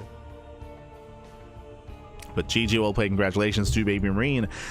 With that, that was our final series of the broadcast here. That was day 3 of the OSC Elite Rising Star tournament. Let's catch up on the bracket itself here, which I don't think has been updated, but we can just still theorize and we can look at the upcoming matches. Oh, no, what's updated? Let's go. What's updated? Exclamation mark, be in the chat to have a look at the back yourselves. We already have our first quarterfinalist, Shameless, if you recall, he took down Art earlier, did bring him down 2-1 to advance on to the upper bracket semis, and Shameless is waiting for the winner of Inexorable and Letalix in that next round.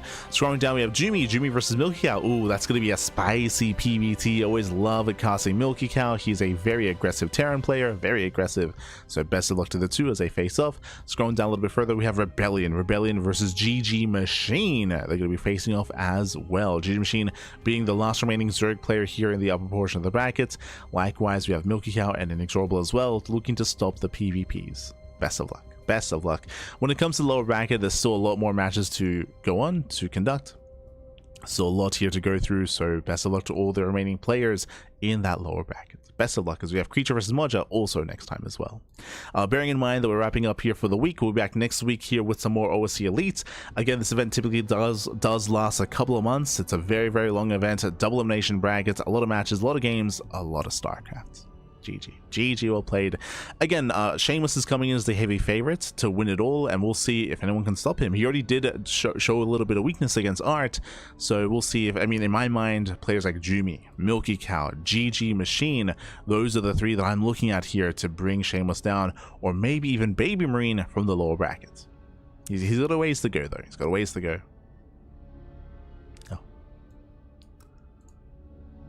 But with that, GG well played. With that, thanks so much for watching. Thanks so much for tuning in. We do appreciate it. And we'll see you guys next time. We'll see you guys tomorrow. I say tomorrow because, bam, as you can see here, when it comes to our weekly schedule, we are wrapping up for the day. Just the one broadcast here today, just the OSC Elite Rising Star tournament. As you can see, tomorrow we're going to be live with Pegasus Cup in the morning and with the GSL CK, GSL CK later on in the evening. It was announced yesterday, I believe, and we did speak on it. We couldn't say anything ourselves until the official announcement, but there is a GSL Team League event happening tomorrow. It's going to be a 2-day event, tomorrow and next week, and we are going to be one of the official English casters. Unfortunately, we weren't actually on the announcements of it. I was a little bit unfortunate, but we are going to be casting in English. I think Trigger is going to be joining us as well. Trigger is going to be streaming himself. We're going to be streaming ourselves as well, so there's going to be a couple of English streams and a couple of Korean streams as well, all covering GSL. But bearing in mind that event is going to be not on Twitch because it is sponsored and funded by Soup, by the Soup streaming platform. We'll be live over on Soup, and we'll be rebroadcasting our stream on Twitch and YouTube later, after the stream, like most likely like maybe 12 hours later, something like that. So just as a heads up, we're going to be casting live over on Soup, and we'll be hosting the rebroadcast here on Twitch like the next day. Just as a heads up. Same with YouTube. We're going to be live. Thank you, Bobby. Thank you. Otherwise, we're wrapping up. We're wrapping up here for the day. Again, we still have the podcast on Thursday. We have SEL on Friday. We have Cobra Giants Cup. You can see that Thursday morning we have an open slot. Most likely that is where the rebroadcast is going to be held. In that open slot. As with that, we're going to be wrapping up here for the week. Thanks so much for watching. Thanks so much for tuning in. And we'll see you guys tomorrow for some Pegasus Cup and for the GSL event as well. Actually, I think we are we skipping are we skipping Pegasus Cup? We thought about it, but no, we'll be live Pegasus Cup tomorrow. So plenty of casting, plenty of StarCraft. Otherwise, thanks for watching. Thanks so much for the support, and we'll see you guys next time. Ciao, bye, ciao. We'll see you next time. If you want to support us, you can do so by following us on all the socials: Twitter, Facebook, Instagram, YouTube, and Discord. We do stream on YouTube alongside Twitch. And if you want to be notified about our GSL stream, then we'll be posting on socials about that as well. Remember, we won't be streaming it live here on Twitch or YouTube. We'll be streaming it live over on Soup instead. Over on Soup. Be souping it up. Until then, hasta luego. Ciao, bye, ciao, hasta luego. See you next time.